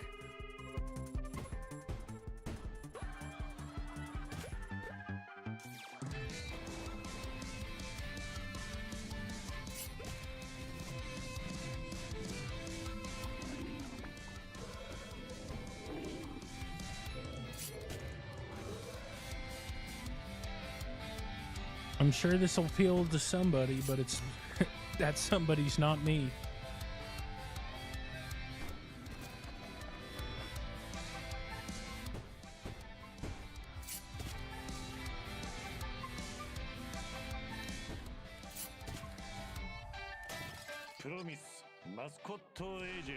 Promise mascot. The investigator is here. Promise Mascot Agency, April 10th, and there's a demo available, okay? Promise Mascot Agency will be out on April. Dude, these guys are for actually Nintendo walking Switch, backwards, that's PS5, crazy. Xbox Series X and S. It's on the Epic Game Store and it's on the Steam Store. That's as the well. ferry Also building right Steam Deck behind them compatible. with the tower and the Yes, but clock. now, I tell you something about me. My buddy worked at a restaurant right next to The it. exact same thing about you. Oh yeah, like I'd go just the right amount of power, man. Just 1 or 2 beheadings a week, no more, no less. Yeah, not too much, not too much. And if you want to find out what type of tyrant that you be, then check out City Tales Medieval They're Era. really And I'll tell making you this what, look nice because it is not nice, I'll tell you that. Zero real life dysentery. Yes, actually, that is a guarantee that you can take to the bank. There is 0 real life dysentery here. Here. Alpha footage.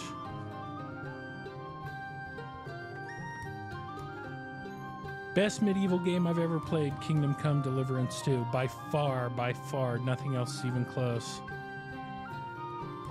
Next time I stream, we should beat it. Like we're at the very end. I'm excited to finally be done with it too. I'll probably stream on Sunday. Wishlist City Tales Damn, dude, Medieval it's still Era going, now huh? first to know when you can take charge of Survive your the medieval fall. kingdom. Now, fresh from its initial reveal last year, Imperial looks to balance fast-paced combat with deep RPG mechanics, and Joseph from Silent Games rose from I want the to see depths Adam recently fall. to Adam tell us fall. more about this upcoming title. Hello, I'm Joseph, co-founder at Silent Games and creative director on our first title, Imperial. Imperial is a third-person action RPG about transcendental revelation. The name kind of does hint towards some supernatural elements. So the story is a very important part of the game, hopefully with thought-provoking themes. I would also emphasize that it is a true RPG. It's full of mechanics and features, plenty of opportunity for theory crafting, players creating their builds. There's an extensive end game, so we've tried to deliver a complete package. In That's our game, cool. the combat does revolve around a choice of weapon, but because it's not class-based, you can change that at any time. So you'll get equipment in the game. We have loot drops. That includes 8 equipment slots, and one of those slots is your weapon. Damn, gotta And the weapon dodge, is homie. probably the most important because it will change your core moves, but yeah, you can switch at any time. So the glaive is the weapon which offers the most mobility. It has the longest basic attack combo, so your basic attack will be 5 hits. It has a teleport attack built into its kit, so you can jump in the air and then teleport. Damn, he's to getting nearest his enemy. ass It's handed to very him. reliant on deflecting and enemies' attacks, so you have to be pretty good with timing. But we do have stats in the game that improve that. So if you're not good at perfect I got some parrying health in back. Sekiro or a game like that, a lot of the abilities are either greatly empowered or even directly rely on you deflecting an enemy attack and then following it up. And in addition to the core moveset that you get when you equip a weapon, you can equip abilities in the game. So the combat kind of revolves around these two things, the weapon and the abilities. One of the weapons is the cannon. That has 3 different ammunition types, which you can switch between depending on your situation. That ammo system didn't exist for a very long time. Its basic attack used to just be a basic shot, and it just wasn't engaging enough, especially when you compared it to the glaive, where you're doing this 5-hit combo and jump attacks and teleport attacks. I think when people first pick up the game, cannon is often the one that does seem a little out of place. It is the most technical of the weapons, and it's just as powerful as the other 2 as well. It's actually my personal favorite weapon. I always tend to play it when I'm doing a new playthrough, and then have to remind myself that I should be testing to Mason Shield and glaive a bit more as well. Boom.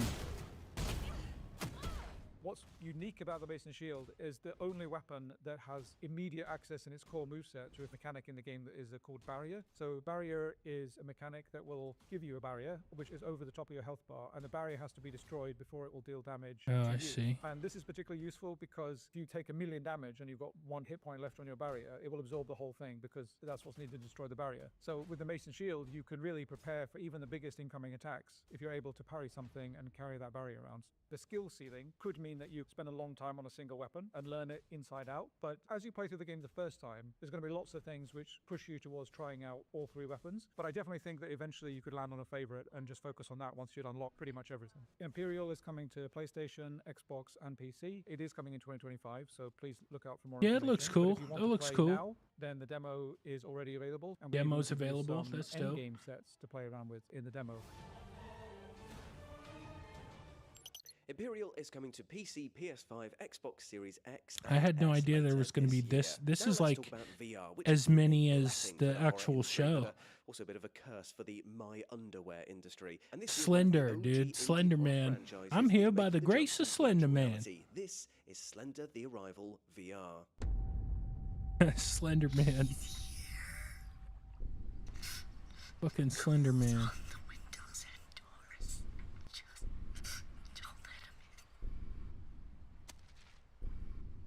And it's VR. Okay, careful of Slender Man.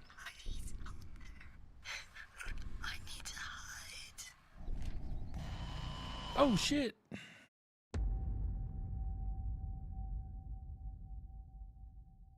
Damn, dude, don't mess with Slender Man. Slender the Arrival is set to launch All right, this Adam spring Fall. and This is coming the to next PlayStation game I'm VR, playing. Quest, and I've Steam. watched So every get ready to single rip trailer, that every single headset off gameplay and thing for tear this up. game. Now, let's talk nuclear disasters and how one of these has affected the north of England, turning it into an irradiated wasteland, which some may actually Maybe I call should have gone an to this. This improvement. looks pretty And I say that cool. because I live there. What up, Set John an alternate Smith? timeline, Atom Welcome Ball's in. unique take on the open world I'm RPG is so live good, streaming my you won't even be reaction to the thinking about future that game other show. franchise that starts with an F. Oh, you mean Fallout? I said not to Just say it. a ton of gameplay trailers and all about it, so you go have a coming look at that while I soon, have a word with him. all that. Sir, you have got to start using these. And it's my Mr. first Rumble Premium stream, so that's what I'm doing. And this is the next game I'm playing. This comes out in 7 days. Is Atom Fall. This all these games are coming out this year. I'm really excited for this game. Really excited. Survival game, so it's not an out-and-out RPG, but it has RPG-like elements. There's survival elements and the shooter elements. So it's going to appeal hopefully to a fairly broad audience, experiencing the apocalyptic events after the real-world wind-scale fire of 1957, but with a kind of alternate history twist. So we've taken a uniquely British twist on the apocalypse. Yeah, I'm excited So for we've got this. It's people going to be living cool. under essentially a kind of quarantine protocol. So it's all for their best interest, but it is somewhat oppressive, shall we say. We leave you to your own devices. You're not told to go in a I'm doing it for Rumble Premium and for members on YouTube, subscribers on YouTube, but only on Rumble and for subscribers on YouTube. I'm streaming right now, yeah. Just Rumble and YouTube Premium. So it's only for premium. You see quite often games where If I do premium stuff, I'll do it for YouTube Premium and Rumble Premium. It's going to be specific content just for them. to have that freedom and still experience an interesting story. So Because YouTube is another platform that I stream on, so depending on the direction you go, I want to show them love as well as There are Rumble, different factions within the game that you can cozy up to. but I only would those say two become platforms. friends with exactly, because none of them are particularly friendly. But And since I don't have any subs on Rumble, it's crazy. I have like a lot of followers, but not a lot of, but 0 subs on Rumble. Whereas people with less followers have like a bunch of subs. I don't know if I'm not doing something right or kind of time period. if I don't talk about it enough or what. Around the place. We've also got folk horror elements. But which anyway, you might yeah. see something that looks a bit like the I'm Wicker just Man thinking out loud there. And there's loads of little Easter eggs and tidbits that we've sort of taken from British sci-fi and media over the years. So there's loads. To But discover only and I Rumble hope you'll enjoy Premium mine. and I have to say the subs Wicker on Man is still YouTube. my favorite weapon in the game. And that's it, nowhere else. Boom. I hope Cannot people wait have a for lot of this fun with game. that. And there's some little achievements you might earn if you use it as well. So look out for those. It does also This have looks like a certain labor of Rebellion love to me. DNA in it. The Atomfall I think is the world faceless. Is almost like a giant Sniper Elite level, where we're taking the sort of sandbox gameplay of the Sniper Elite series. Maybe. You might be right. People don't trust it much. I am going to be switching to a top-down, like showing my, because I use a cyborg now, which is like it's not a controller. So I'm going to be doing a top-down thing where people can see my hands on the mouse and on the cyborg. Into our hands next week. That's the next thing. That's going to be happening soon. PlayStation 4, Xbox Series S, And then I'm going to get rid of the VTuber. I'm not going to show my face yet, but I will be showing my hands. Hunt, shoot, survive, and build within the frozen confines of a deadly Earth. So hopefully that helps. Title, Permafrost. You might be right. Personally, I'm kind of By enjoying the way, solo, to be honest. you might be It right. does sound like life in Scotland. Yeah, it does actually. But I'm going to get rid of the VTuber and show my hands on the cyborg and my mouse. And then probably the next thing after that is to show my face. I don't really have anything to hide, but kind of want to keep my privacy until I reach a certain point. Like I've always said, 10,000 subs on YouTube, 10,000 followers on TikTok, or 10,000 followers on Rumble. Keep up the good work and everything. I think so. Thank you. Thank you. Make sure you wishlist Permafrost because it could potentially be the hottest game I of the year. appreciate it. I Yes, appreciate I'm you very stopping proud by, of man. Now, our next Looks game like is we're a almost done here top-down too. open-world post-apocalyptic action game in which you have to loot, fight, After and survive as you after build a the end of settlement this, to I'm gonna shelter you play from the my horrors favorite game of the whole days. show. I'm gonna play the trailer survive the fall. from my favorite game of the whole show, and then that'll be the end.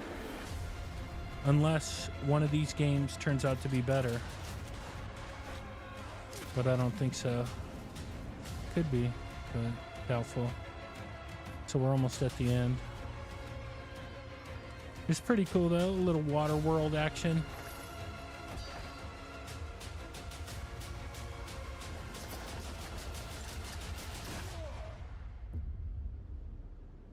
Survive the Fall is out for PC later this year, and let's be honest, probably good research for the next few years of life on Earth. Yeah, but I don't know about you, mate, but I absolutely love walking. Oh. In fact, without the ability to walk, we probably wouldn't be able to do these links right now. Yeah, this looks a little bit like PAX, except it's not as. I've had an interesting idea for a new game. It doesn't look as cool as PAX You were was. so absolutely lazy that you forgot how to put one foot in front of the other. Oh yes, we had a special chat with the minds behind this very literal walking simulator. This is baby steps. Baby Steps is a game about being a 35-year-old who lives in his parents' basement, who finds himself mysteriously transported to a mystical realm where he has to hike up a mountain in his bare feet. It's a physics game where you control your feet directly. You have to manually take every step. There's no fast travel. Life is hard. Ah, this looks kind of cool. This is a cool idea. To playing the game, you maybe for a moment you're challenged and you're sweating and you're leaning forward, and then you're leaning back and you're relaxed, and then maybe there's something kind of funny at the end of that as well. Yeah, this looks Kind of cool. like a ebb and flow. Cool idea. Careful. Oh, can you not? I didn't. Yeah, let's go back in time to when you didn't. No, I was just trying to catch it with my, sorry. With your foot, yeah, you tried to catch it. I saw it was starting to go, and I just tried to... You just kicked, you thought, I'll give it a good kick to counteract the fall. Yeah, I was just trying to steady it. I don't think it's a difficult game, I think, is the first thing to say. You can Yeah, make it... You're just bad. What are you trying to say? No. This is You can cool. make I dig it. difficult. So we're taking a very different approach. Very, to, very My Game Getting unique. Over It, which has one path. And if you mess up... Yeah, I remember watching this. I thought this was cool too. Really kind of achievable set of paths that are very sort of safe and more or less easy. And we're constantly tempting you off that, inviting you to try something that's a bit more difficult, but on your own terms. And if something that's optional seems like it's too hard, you just don't have to do it. Also, just because it's an open world game, a lot of the time when you fall off something, you're falling into a part of the world you haven't been to before. We try to design the world so that when you're losing progress, you're not just back where you started. You don't have to do the same thing again. It's putting you on some other path. Okay, tree. We've done a lot of work Nice. from an aesthetic standpoint to make it so that falling is enjoyable, so that there's rich aesthetic experiences you're having as you're sliding down a mudslide, as you're losing progress. There's cool stuff that's happening, and like there's a lot of richness in what failing feels like in the context of playing this game, and it's enjoyable. The purpose of games is not just to blindly succeed. And part of what we're trying to do with this game is to make the process of not succeeding enjoyable. Hopefully funny as well, yeah. What the hell? They said when Getting Over It came out, I said it would take, what did I say, an hour if you were really fast? Yeah, something like that. And it's actually a minute is the answer. So I should take whatever I think and just divide it by 60. What's your time? What's your guess? For a speed run? Okay, wait. What are the parameters of the bet? Is this the speed run after 6 months? After 6 months, I think they'll be doing it in 20 minutes. That's too short. That will have some crazy glitches and skips. Skipless, like glitchless run, I want to say 2 hours. I'm going to say 1 hour. Oh. Baby Steps is coming to PlayStation. Yeah, 5 this looks and cool. I like Steam, it. Later this year. Oh, shit. Give us a wish list. Oh, that's funny. You're on the skateboard. That's cool. Oh. Yeah, that's cool. I like it. That's dope. Unfortunately, that's all the time we have for What? today. I thought we Yeah, had that's one a wrap more. On FGS, live from GDC for 2025. I've been Jules. I've been Nathan. But I tell you what, we shouldn't go without leaving them one last present, right? We can do one last thing, right? One more thing? One more thing. One more thing before we go. One more thing before. One last thing before This we was have to cool. go. Because It was a I've cool got little a show. psychological horror game, right? That is Ooh. set inside a manor. Oh, Jules, I feel like I've seen it before. No. Because what if I told you this manor was completely underwater? Oh, now we're talking. This is Dark Mass, a psychological horror game that is set to come for PC, PlayStation 5, Xbox Series X and S, and it's going to drop in fall 2026. I knew a girl who fell off of this right here. I'm from this area, so What? Yeah, they're not even paying for the taxi. You serious? Yeah, I'm serious. Look, I had this fight with them, but look. I don't we know can how get she going fell, before it but gets she dark. fell. Hurry up! It's gonna take a while. This place has been buried for No centuries. way I'd go up there after Here's our that. chance to discover what no one else has seen. All right, this is the last one. Then we'll go back and look at my favorite game. Although I did like that Baby Steps. That was cool. Everything upside down. You won't believe what I'm seeing. Hey, drop me a crowbar. I'm gonna try to get in. I'm hooking up the camera now. Let me know if you're getting the feed. Behind you! Oh, shit. Behind you! I've never seen anything like this before.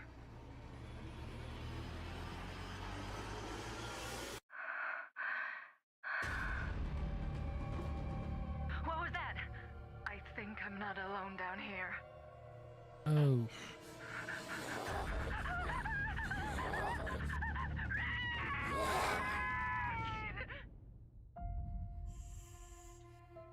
All right, that looks cool.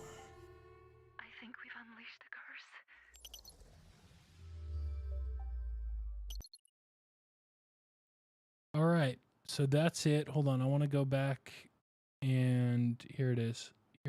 Here's my favorite game of the show. So this will be it. We're going to be showcasing developer Deep Deeper dive in most.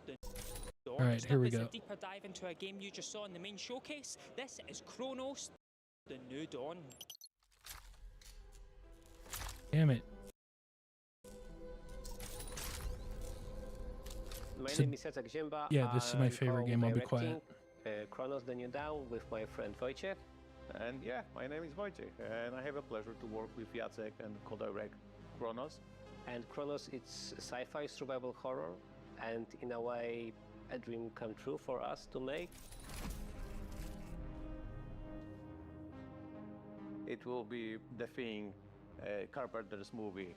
Yeah, we are also inspired by Dark, Netflix TV series. About time travel. We cannot forget about Dead Space. But also we're somewhere there because we have also the protagonists and other maybe similar things.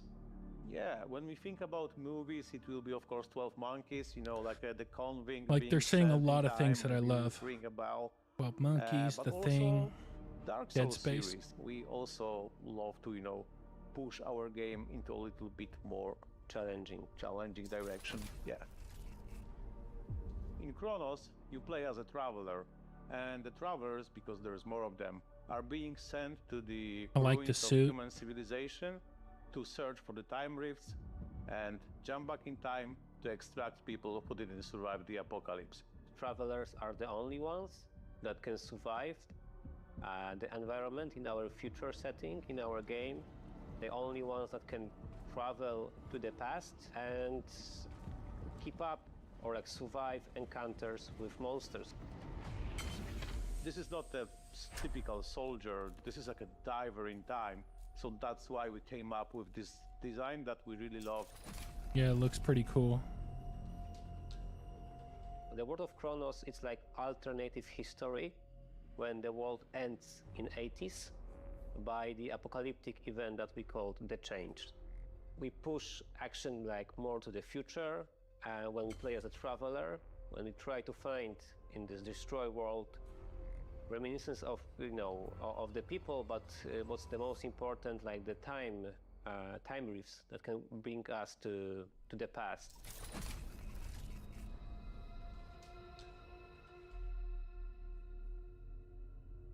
We are calling them the orphans because they are what was left from humanity.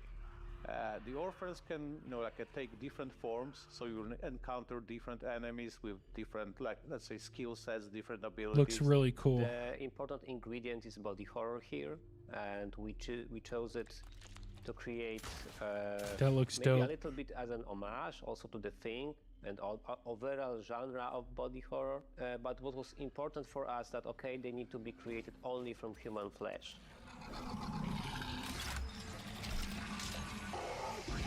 Boom. Cool. We also have some questions from our community. So, question 1. Yes, there will be ladders. We love them. Yes, and you saw one at the end of the trailer. Maybe. Don't want to spoil everything. Yes, you can punch monsters in the face. If they stomp them. If they have a face. Kinda. Yeah, fire, but fire is important in our game.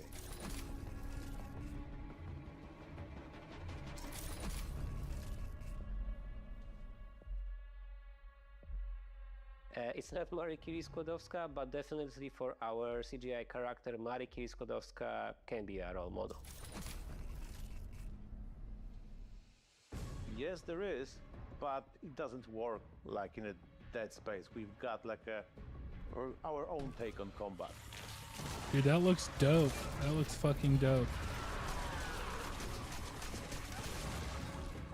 And this is like early build status too. Only gonna get To be honest, better. we can't wait to show you more about our game. I'm gonna go wishlist And this yeah, as soon as this we is can over. confirm that And baby something about steps. the gameplay is Baby coming steps soon. looks dope. So stay tuned. All right, y'all. That was my favorite game of the show. I appreciate everybody hanging out.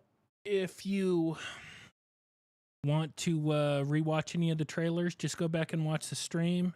Appreciate everybody hanging out again. I love y'all. Appreciate y'all, and I'll catch you next time. Peace.